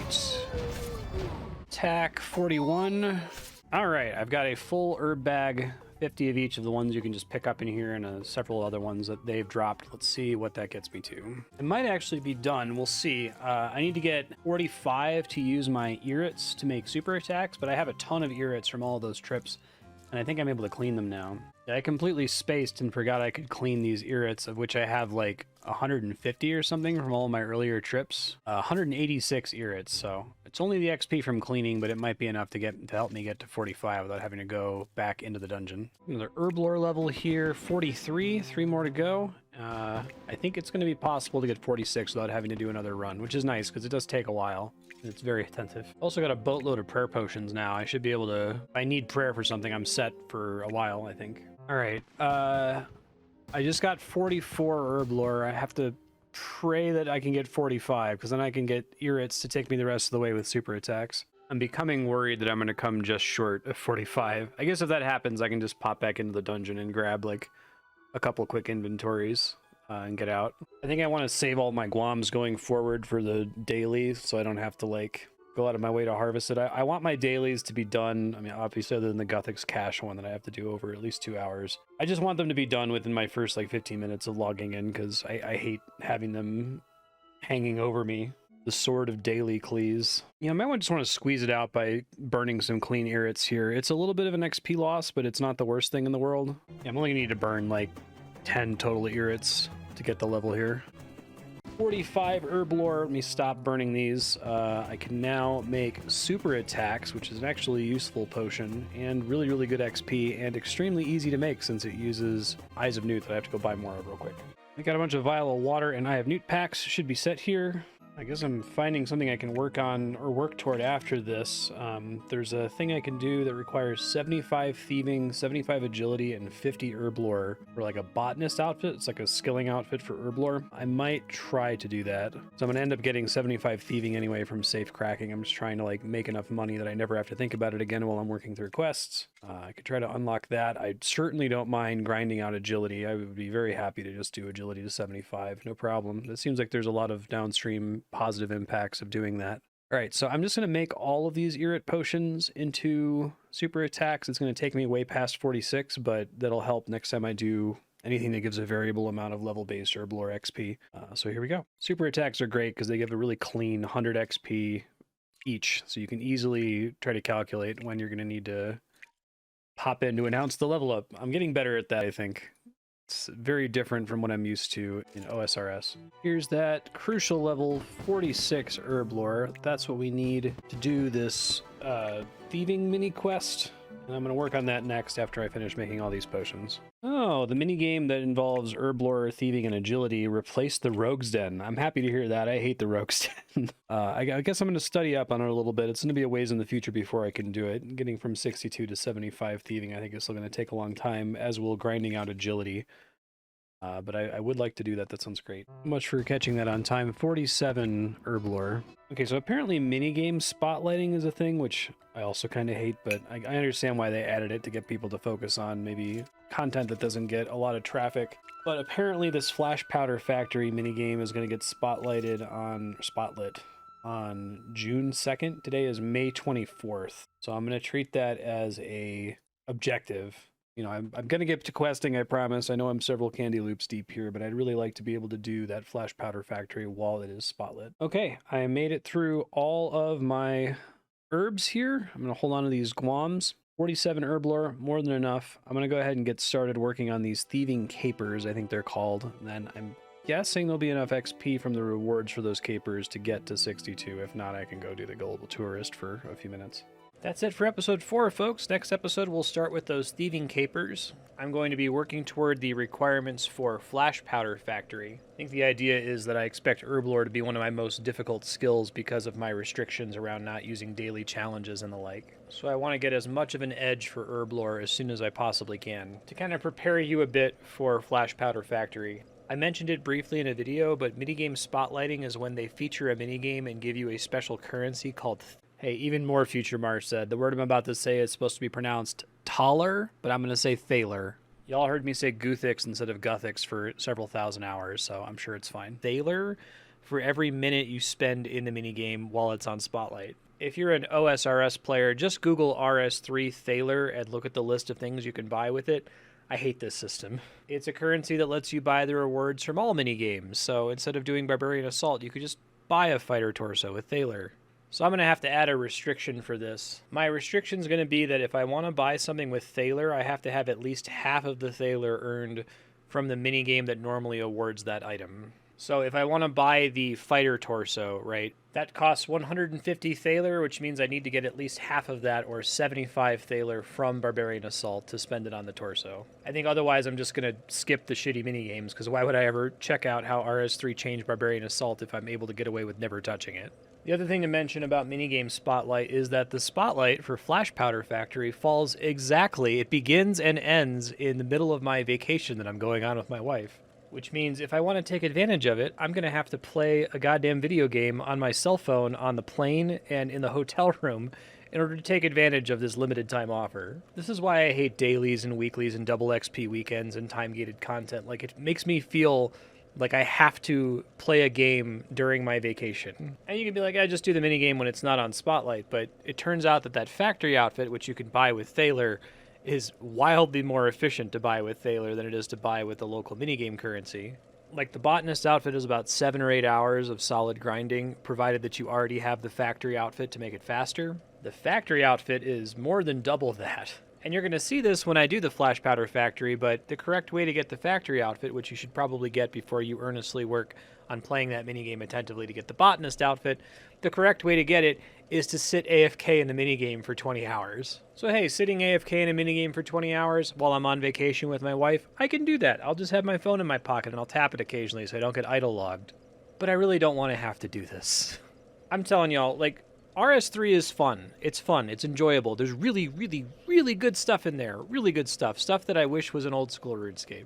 I want to get to that good stuff. So the objective in the short term is to get through as much of the time-gated content as humanly possible. In some cases, that means permanently completing that time-gated content. Like, once you do Flash Powder Factory, you never have to go back. In other cases, it means getting a bunch of those dailies and weeklies unlocked, doing the necessary quest prerequisites and the like, just so that I'm not worried about it showing up a year from now. And essentially just trying to minimize the amount of time I have to spend every day doing chores in RuneScape 3 before I'm allowed to play the game. Thanks again for listening to me rant. There are more rants to come. I am still enjoying the game, but there's a lot to talk about. I'll see you in episode 5 when we do the Thieving Guild capers. See ya.